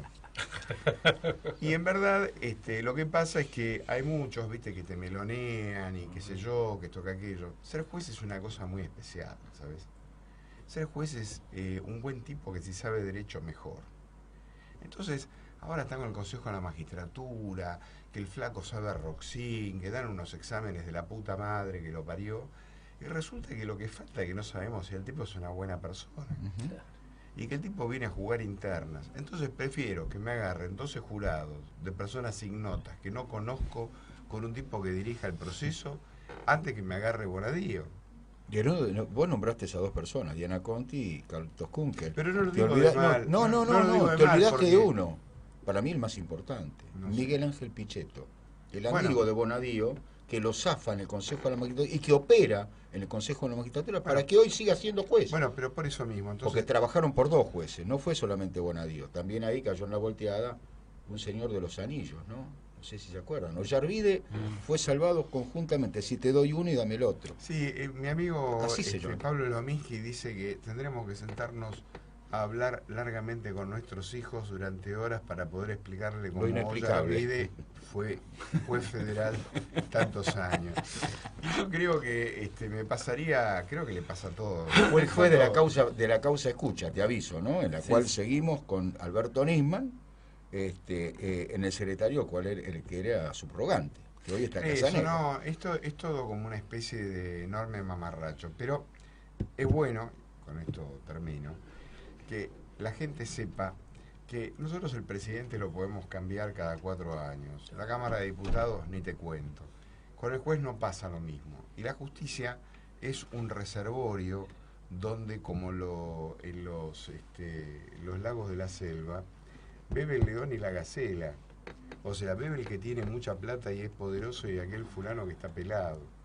Entonces, si vos envenenás esa fuente, automáticamente se pervierte la totalidad del país. Y el gran error que cometieron los constituyentes es que colocaron un poder que no es supervisado, porque la Cámara de Diputados y la del presidente son supervisados. Pero los jueces, una vez que están ahí adentro, eso del Consejo de la Magistratura es un verso. No funciona de ninguna manera. No funciona en los países de origen.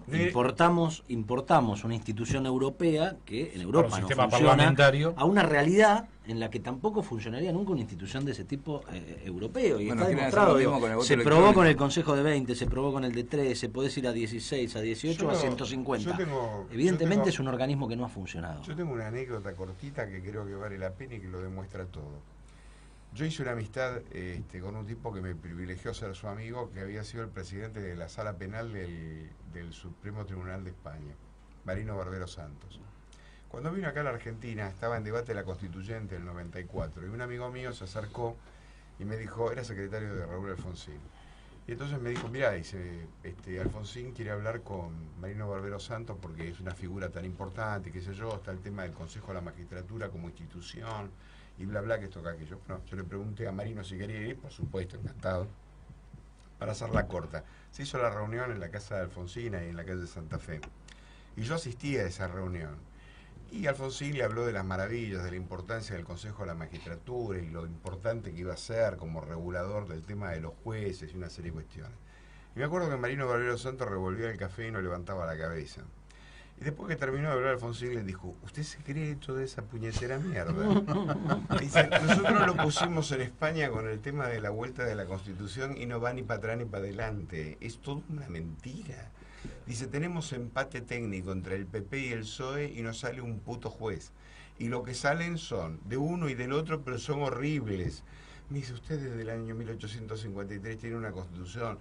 Y se armaba que yo... El tema es que el juez tiene que ser decente. Y el gran problema que tenemos es que no tenemos gente... Entonces, cuando aparece Ramos Padilla, que ahora me causa mucha gracia todo Superman. Esto, y parece que es Superman. Y es lo que hace un juez normal. Claro. ¿Y cuántos jueces más hay como Ramos Padilla? No, es que ¿qué hubiera hecho los muchachos de Comodoro Pi? Hubieran agarrado y hubieran encarado a la mujer de D'Alessio. Claro. Para que D'Alessio saltara como un... Estás hablando de Tejeldín, más o menos. Es lo mismo. Es lo mismo. A Tejeldín le metieron presa a la madre, a la hermana, a la madre se la llevaron en cara porque tenía $100 truchos. Cuando empezó Ramos Padilla en su presentación en el Congreso, lo primero que nombró, si lo escucharon, fue la causa AMIA. Porque es lo mismo. Es que es lo mismo, se está viendo lo mismo, claro. Sí, igual ahí hay... Es un tema hermoso para hablar de la justicia porque, y lo voy a relacionar con las universidades en el conurbano, ¿no? Que ahí formamos nuestros futuros abogados y nuestros futuros jueces. Y con esto, lo que estamos haciendo es cerrando las universidades, tratando de boicotear. Entonces, aquel tipo que labura, que puede llevar a su hijo, primera generación de abogados, y hacer la carrera judicial, todo eso lo estamos truncando. O sea, nunca podés, termina siendo siempre los mismos tipos, la misma familia, ¿no? Y entonces se empieza a complicar. Aparte hay una cosa que te va demostrando la desnaturalización de la justicia. Yo me acuerdo cuando empecé en la profesión, te imaginas, tengo 64 años, hace 40 que estoy en el ejercicio de la profesión. Yo pensé que era mayor que yo, mirá vos. No. Pensé que tenía como 70. Aparte te falta la vista. Pero hay una realidad. Cuando yo empecé en la profesión, un tipo que tenía 35 años de edad era secretario. Qué sé yo, a jueces llegaba a los 50 años. Y el camarista era un tipo que empezaba a soñar ser camarista a mi edad. Y nadie se sentía... Y yo veo ahora pibes de 26, 27 años de edad, que son, o 30 años, que ya son secretarios, y dicen que están postergados. Entonces, dejó de ser un lugar de vocación para ser transformado en una salida laboral. Pero no solamente en igual que la cana, o sea, antes ser policía era un orgullo, qué sé yo. Ahora es una salida laboral. Pero no solamente ahí, en el fútbol jugás 4 partidos, estás en la selección, en todo se hace rápido, todo es rápido ahora. Entonces, ahora, pero tenés también, perdón, ¿no? Pero tenés excepciones. Para mí no es una excepción. Ramos Padilla, por ejemplo, Superman, que para mí es uno de los tantos jueces que cumplen y están a derecho. Mirá Luis Arias, por ejemplo, eyectado. Corsoglio, ¿dónde está Corsoglio hoy? Por supuesto. Por no procesar al hijo de Negro Moyano. Por hacer cumplir la ley. Por decir, no tengo pruebas suficientes para procesarlo, flaco. Otro más en la picota. Y denunciar un apriete, perdón que mete el bocado. Denunciar un apriete apriete de los servicios de inteligencia. El apriete que se come. Demasiada coincidencia. Hay muchos Ramos Padilla. Lo que pasa es que nos llama la atención, porque los jueces que permanentemente están en los diarios, en los medios hegemónicos, o sea, son siempre los mismos y son basura. Son basura. Hay muchos jueces que nadie conoce y laburan. Ustedes que están en la justicia y que tenés algunas causas más que las que uno conoce, vos tenés jueces y fiscales que trabajan de otra manera. Pero lo que te estoy diciendo, por supuesto, pero en el fuero ordinario, civil, comercial, laboral, seguramente que debe haber excepciones. Pero todos nos levantamos a la mañana y todos nos acostamos tranquilamente sin tener idea de quién es el juez civil del 38. ¿Qué sé yo? Y es un señor que se le debe levantar temprano a la mañana, hace su trabajo, se va a su casa. Los juzgados de instrucción de la capital federal, sacando algún caso excepcional, que por supuesto siempre hay, pero el 90% de las resoluciones que se toman son razonables, tienen algún grado de... En fin, uno puede estar más de acuerdo o menos, pero el énfasis tiene que ver más con la subjetividad que con lo que el tipo resuelve. Ahora, el gran problema lo tenemos en los 12 muchachos de Comodoro Pi. La runfla que está alrededor... En los 12, ¿no? Sin excepción. No, yo creo que por ahí a lo mejor hay unos, pero es como la figurita. ¿Viste? Yo te podía decir, de tal fulano pienso tal cosa, y vos me vas a decir, pero a mí pero le conozco esto. Le conozco esto. Entonces, todos tienen un placar ocupado. Entonces, la verdad de la historia es que esto se desarma. No lo digo yo, lo dice Zaffaroni. Y esto que yo vengo diciendo de el tema de la burguesía y este ataque que significa el tema de la causa de los cuadernos, es que cuando estos tipos se vayan, porque esto termina como los norteamericanos en Saigón, te saludan desde el helicóptero, se las toman y te dejan un desastre.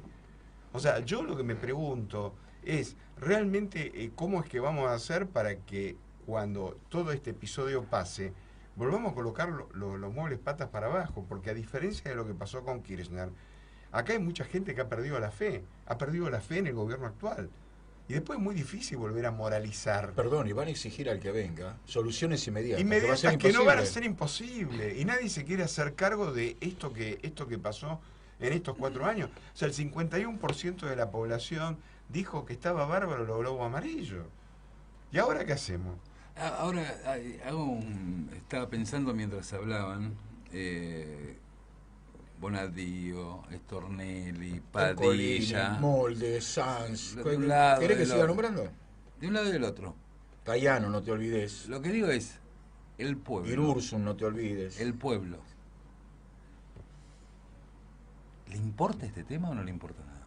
No, el tipo que se levanta a la mañana... En este contexto está difícil. Pero a ver, el tipo que no puede llegar a agarpar la garrafa de gas, o que la factura de luz no le alcanza a pagar, o la jubilada que de alguna manera está viviendo prácticamente de lo que le dan sus hijos y que no puede terminar de agarpar los medicamentos, y que hay gente que se ha endeudado para pagar el gas. O sea, comida en cuotas, pero bueno, por ejemplo, ese tipo de cuestiones. Esa gente, lo que le pasa en la institucionalidad, el tema de lo que ocurre en Comodoro Pi, qué sé yo, no tiene la más pálida idea. Ni le importa, pues son todos iguales. ¿Entendés? Y en última instancia mete todo el mundo en la misma bolsa. Nos preocupa a nosotros que hacemos 3 comidas por día. Pero el tipo que no tiene para morfar, ¿qué carajo le importa lo que pasa con la justicia? El gran problema es que aquellos que hacemos las 3 comidas por día y que de alguna manera tenemos alguna responsabilidad, porque fuimos a la universidad, porque nos garparon una buena escuela, por lo que sea, o que nos podemos vestir más o menos decentemente, tenemos una responsabilidad justamente con esa gente que no tiene nada. Claro, casualmente que no se soluciona acá solamente con la comida, sino que la institucionalidad es importante para que esa persona si no le pase lo que te pasa. Es que fíjate lo que está pasando, digo, yo ahí es donde no logro entenderlos, mejor dicho, lo entiendo, son bastante más cínicos y más macabros de lo que uno pueda creer, pero ¿cuál es el plan de esta gente? Porque al pueblo lo están cagando de hambre, literalmente. Digo, no hay nada que funcione, destruyeron absolutamente todo. Todos los índices, pobreza, desempleo, deuda, etcétera, etcétera, etcétera. Si la gente se quiere quejar, si la gente se quiere quejar y va a protestar, viene el Ministerio de Seguridad y te caga palos en la plaza. Y te reprimen, y se reprime la protesta, y estamos en índice de represión de la protesta social inéditos en nuestro país. Y a la dirigencia política que quiere recoger ese reclamo, van y te le espían. Entonces, el plan es casi perfecto. Y por el otro lado tenés una dirigencia sindical que cerró un plan, salvo honrosas excepciones, y que de alguna manera actúa como barrera de contención entre lo que tiene que ser una protesta de verdad frente a semejante plan y lo que de alguna manera ejecuta el gobierno. Entonces, en verdad, yo se lo digo a los muchachos de... Nosotros, qué sé yo, por lo menos le guiamos a Alonso y a Bandor. No digo que hagan esto, por favor, que me escuche la audiencia. Pero hay que tomar una debida nota de que vos no podés jugar eternamente con la vida de los demás. Claro. Y vos no podés hacer lo que estás haciendo sin ningún tipo de costo. Entonces, lo que me llama la atención... No entiendo por qué no decís eso. Pero y no porque yo lo que no veo es que la juventud, y cuando hablo de la juventud, hablo de los de, qué sé yo, 40 para atrás, no salgan de alguna manera las organizaciones y qué sé yo, a poner un poco la cara y empezar a movilizarse en serio con respecto a este tema. Porque yo tengo 64 años, ¿cuánto me queda bueno? 10 años. Y después... Ahora, yo tengo una hija de 28... Y tampoco consentir de que vos quieras trabajar el tema de la pobreza dando una lata de paté y un paquete de arroz. El sindicato de la pobreza que hoy está instalado, doña Carolina, ¿no? La reina Carolina, dejémonos de romper la pelota. ¿Me permitís disentir en esto que estás diciendo? A mí no me parece, ¿eh? No me parece. Ojalá. Me parece que me pareció súper interesante lo que acaba de decir Juan Martín con respecto a una especie de sistematización del plan, ¿no? De repente me vino a la memoria el proceso cívico-militar, ¿no? Igual. Un plan sistemático, ayornado a nuestras épocas sería ¿no? Sí, pero yo creo que el nivel de movilización que hay en la Argentina es muy alto. Decía en un grupo, hace poquito, yo no pertenezco a la Cámpora, pero vi el video de la Cámpora marchando el 24 de marzo y puse en un posteo... Impresionante. Somos un poquito injustos con la Cámpora, pero no me refería a la Cámpora específicamente como organización, sino que digo, hay un pueblo muy movilizado, me parece a mí, esto es para debatirlo, no lo tengo cerrado, que la élite, por llamarlo de alguna manera, política, no está a la altura de las circunstancias. Sin embargo, me parece que las terceras líneas de las organizaciones sí lo están y claman por acelerar los procesos. Es muy difícil el tema, es muy complicado, porque también nosotros venimos en 2001, que quiero recordar que después de que se fue de la Rúa, el proceso de atomización social que hubo fue impresionante. Hubo gente que se moría de hambre y hay un recuerdo en el imaginario social que dice, muchachos, frenemos, ¿no? Que esto no estalle por los aires porque... Y le digo, me gusta el concepto ese que decís de los que comemos 3 veces por día, que a veces muy linealmente le pedimos al que no come, che, ¿y qué haces que te estás cagando de hambre? Y sobrevivo, te va a decir. Sí, porque la solución no está ahí, está en las instituciones. La solución no está en ir al pobre, ¿entendés? Sino darle la institucionalidad para que esa institución se haga cargo del pobre, porque si no, las organizaciones no alcanzan, ¿me entendés? Vos luego lo que haces es no modificar el tema, lo haces agonizar al sistema. Lo único que reconozco que estoy un poco impaciente. No, pero no, porque no sos vos el que esté impaciente, todos estamos impacientes. Reconozco que estoy impaciente. Yo, por ejemplo, la verdad no quiero que se vaya Macri del gobierno. deseo profundamente que termine por varios motivos. Uno de los motivos es porque nosotros como pueblo debemos aprender que estos procesos son muy dañinos para nosotros como pueblo. Y lo tenemos que aprender en todo el proceso institucional, ya que estamos hablando de instituciones. Yo por el otro lado estoy coincidiendo con vos, pero por el lado más oscuro de mi personalidad. Ni más ni menos. Que Yo es coincido. Que reconozco que lo que estoy esperando es que el caos lo arrase. Entonces, que llegue hasta el final, que llegue con los codos y qué sé yo. Hay algunos que son peores. Nosotros que comemos tres, que gane, claro, para claro, que se tenga que comer los 20.000 palos de vencimiento del primer año de gobierno. No, bueno, pero pensemos pero en vos, lo pero vos lo podés pensar, vos lo Exacto, pensás así ¿no? porque tenés 3 comidas por día, Claro. ni más ni menos, pero el No. tipo que no tiene para morfar, o que los pibes comen en los comedores populares, no quiere lo mismo, solamente quiere solución ahora. El laburante de... Hay algunos que son No, peores que yo, sí, yo lo escuché perfectamente. Me gusta el ejemplo que me dio recién Juan Martín fumando un cigarrillo. La gente sabe que fumas, ¿no? Desconozco, compañera, pero no digo, me tu preocupa. compañera. Sí, eso no te preocupes. No escondes eso, no salís a fumar escondida. Ese es un buen ejemplo de buchón, ¿no? El que vos decías, bueno, acá tenés uno, que habla gratuitamente. No, lo del tachero. Qué Me mal. gusta eso, que el tachero, ¿cómo es? No, cuando venía hacia acá, el taxi que me trajo, el tipo venía despotricando con la situación que estaba viviendo. Despotricando. Y el tipo fue genial, porque me dice, estoy moviendo más plata que nunca. Pero no me queda un mango a mí. No me quedo más. Es terrible. Porque claro, yo tomé un taxi para hacer 14 cuadras y me costó 110 mangos. Claro. Entonces, el tipo dice, estoy moviendo más plata que pero nunca, esa es la pero inflación. a mí no me queda un mango. Bueno, es que eso está pasando en todos los rubros. Hay mucha gente que está moviendo mucha plata, pero no le queda nada. La plata se está yendo para unos pocos vivos, que son el presidente y sus amigos. Ayer, hoy veía en algún medio de prensa, se conoció el índice de bancos. La banca privada tuvo un promedio de ganancia del 60 y pico %. No, astronómico. Astronómico en un Insólito. año. El único que Insólito. perdió, ¿quién fue? El Banco Nación. Al que le hacen hacer el trabajo sucio. Perdió un 42%. Lo el están Banco fundiendo. Nación. Lo están fundiendo. La banca privada ganó un Tremendo. 60 y pico. Entonces, digo, ni hablar las eléctricas, se ganan en miles de millones de pesos. Y este hombre hoy le pide al pueblo, hay que aguantar. No sé cómo fue la frase Sí, ahí. hay que aguantar. Hay que aguantar. Es complicado aguantar de esta manera, insisto, y quiero volver a lo de recién. Digo, si tenés hambre, ¿cuál es lo que te queda? Protestar. Si protestás, te pegan. Y si vos querés representar ese reclamo y sos una clase política opositora, te pillan, te arman causa, etcétera. O para que Estos no tipos están en contra proteste, del pueblo. o para que no- Básicamente están en contra del pueblo. O para que no protestes, te tiran una lata, vuelvo a repetir, una lata de paté y un pancito o un kilo de harina y te dicen, no, queda tranquilo, toma con ¿Y esto. cómo salimos?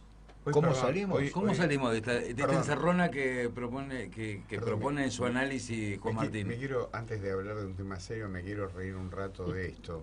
Porque hoy lo vi en el Congreso de la Lengua delante del rey de España. No, vergüenza. Si los bolivianos hablan en boliviano, No. ¿en qué vas a hablar? Los ecuatorianos hablan en ecuatoriano. Claro, sí. Yo digo, este muchacho no debe saber que la Academia de la Lengua Española tiene todo un edificio dedicado a los fonemas lingüísticos que de alguna manera todos los años se van generando en los diferentes países que enriquecen justamente la lengua.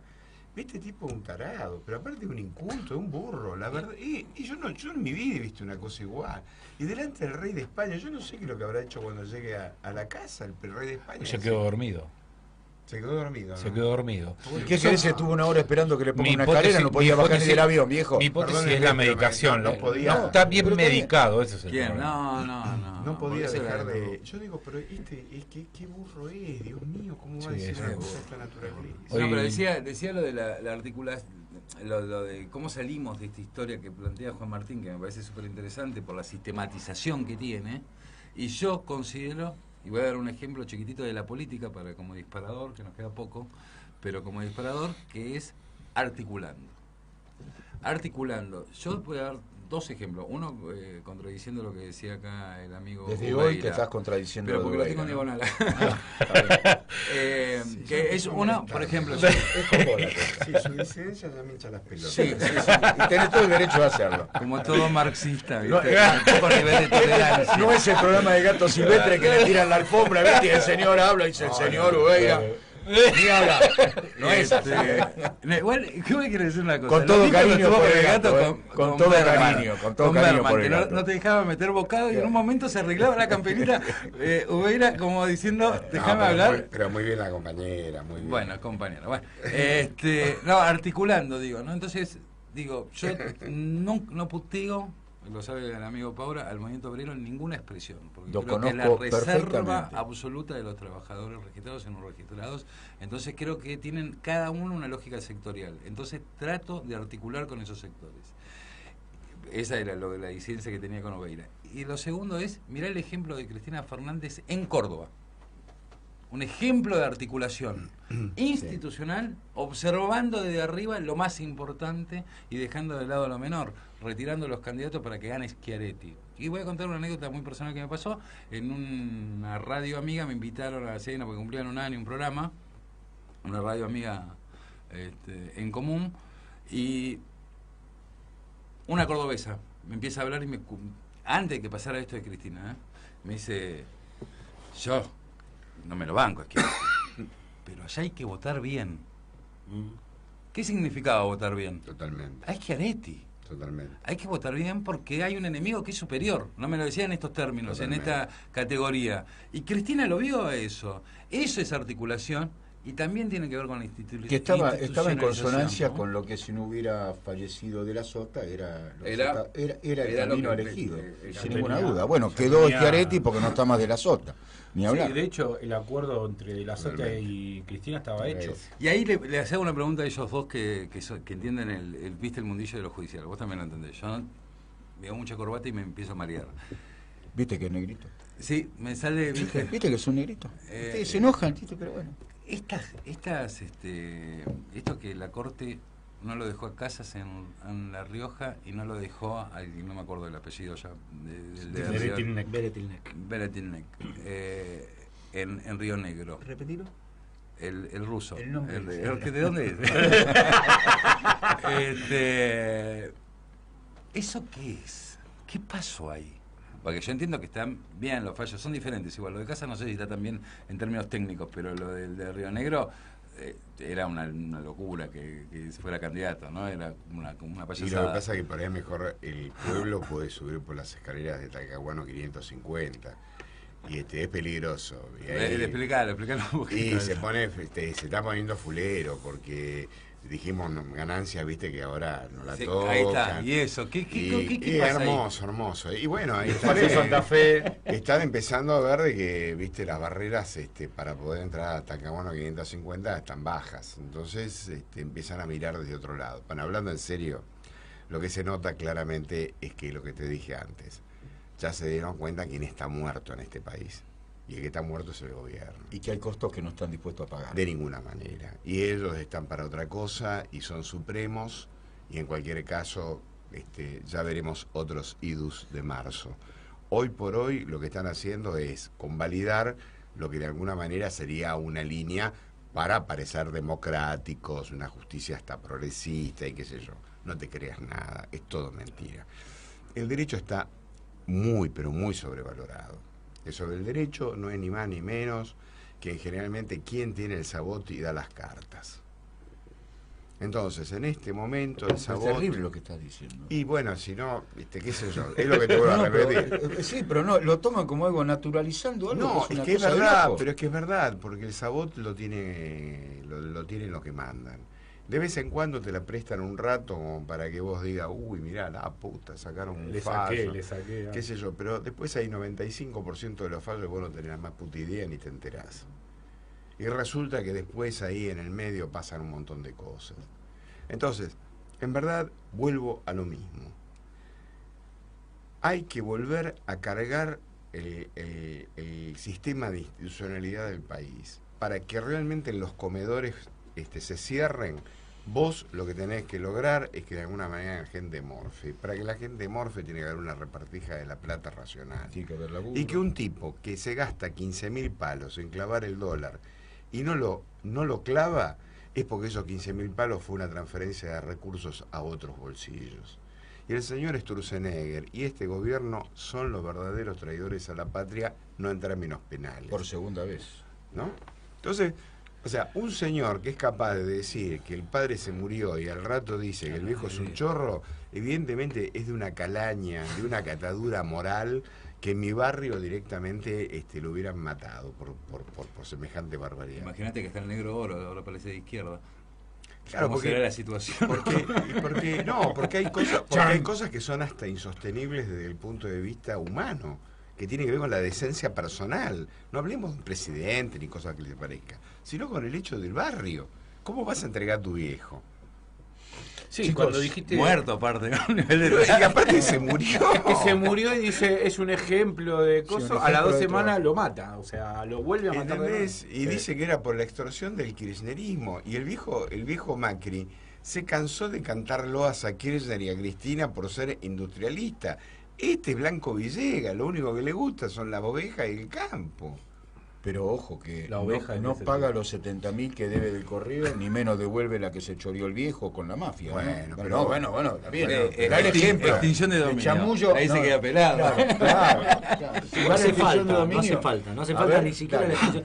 No nos vamos a poner hasta ahora. No, ya estamos terminando. Nos quedan 2 minutos. Pero con lo que dijo no hace falta ni siquiera el mamarracho ese, la extinción de dominio que hizo por DNU. Con la actual redacción del artículo 23 del Código Penal alcanza. ¿Qué dice? Que se puede aplicar el decomiso anticipado antes de la condena cuando haya reconocimiento sobre la ilegalidad de los fondos. Listo. Ya está. El presidente mismo dijo, bueno, la fortuna familiar proviene de algunos delitos que cometió mi padre. Mi hermano y mi primo. A mí me interesa más que mandarlo en NACA a Macri. Vos sos macrista. Sacarle. No. Sos macrista. Nadie quiere mandar en cana a nadie. Hay que terminar con esa... Este es un topo de Macri. Pero bueno, que ¿te puedo decir algo, Topo? Yo lo sé. Pretendo que cuando llegue el próximo gobierno... Tengo menos pinta de lo que menos quiero son quilombos. Acá no hay que mandar en cana a nadie. Llegará el tiempo de tener los quilombos. Acá lo único que hay que hacer es devolverle la alegría al pueblo. Y primero para devolverle la alegría hay que darle comida. La dignidad al pueblo se la devolvés, ¿sabés con qué? ¿Sabés con qué se la devolvés? Con la dignidad al pueblo, con laburo. Cuando un tipo va y se siente digno porque lleva el mango producto de su laburo y pone la comida que hace falta, que puedan ir a la escuela. Pero hay mucho camino, por eso digo, y yo coincido con Pose. Es decir, los quilombos van a llegar en su debido momento, pero las prioridades no son meter en cana a Macri, es darle de morfar, darle laburo y volver a reactivar lo que es esto el país. Hay que ejemplificar institucionalmente que alguna vez un rico vaya preso y no solamente los pobres. Hay que ejemplificar institucionalmente, que cualquiera ¿sabe lo que decía Néstor Kirchner? Que tenga pretensión de igualdad ante la ley, Néstor porque Kirchner, nosotros sabemos. Néstor Kirchner te decía, era muy sencillo, el que tiene te decía todo en su debido momento, que no sé quién lo fue, ¿no? Es decir, todo va a llegar, pero deja que... Yo no puedo construir un edificio arriba de una casa de madera, me dijo un día, pero una casa de madera arriba de un edificio, queda tranquilo que no se me cae. Exacto. Ese era Néstor Kirchner. Y creo que eso es lo que Ubeira dijo, esa primera presidencia, es decir, poner los muebles como corresponde. Bueno, hay prioridades, y la prioridad hoy, vuelvo a repetirte, para mí, es estos que comemos nosotros, los que comemos 3 veces por día, podamos lograr, es decir, colaborando como sea desde nuestro lugar para que los demás también coman 3 veces. Pues si no, es un país de mierda. Ese es el tema. Es un país de mierda.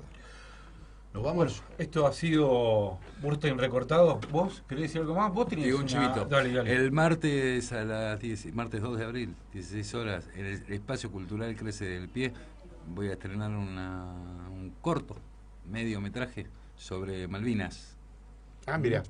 El caso de nuestro amigo Silvio Katz, que fue torturado en las islas por el proceso cívico-militar. Que va a estar el próximo miércoles aquí. Igual tendrías que el miércoles por lo menos salir un poquito a hablar de Malvinas, ¿no? Con todo gusto. Perfecto. Listo, vamos, amigos, nos vamos el próximo miércoles a las 20 horas aquí en Buston Records. Muchas gracias por la invitación. ¿Hablamos de marxismo ahora un poquito? Dale. Mientras vamos yendo. La buena noticia es que mierda para... Estás al aire, ¿eh?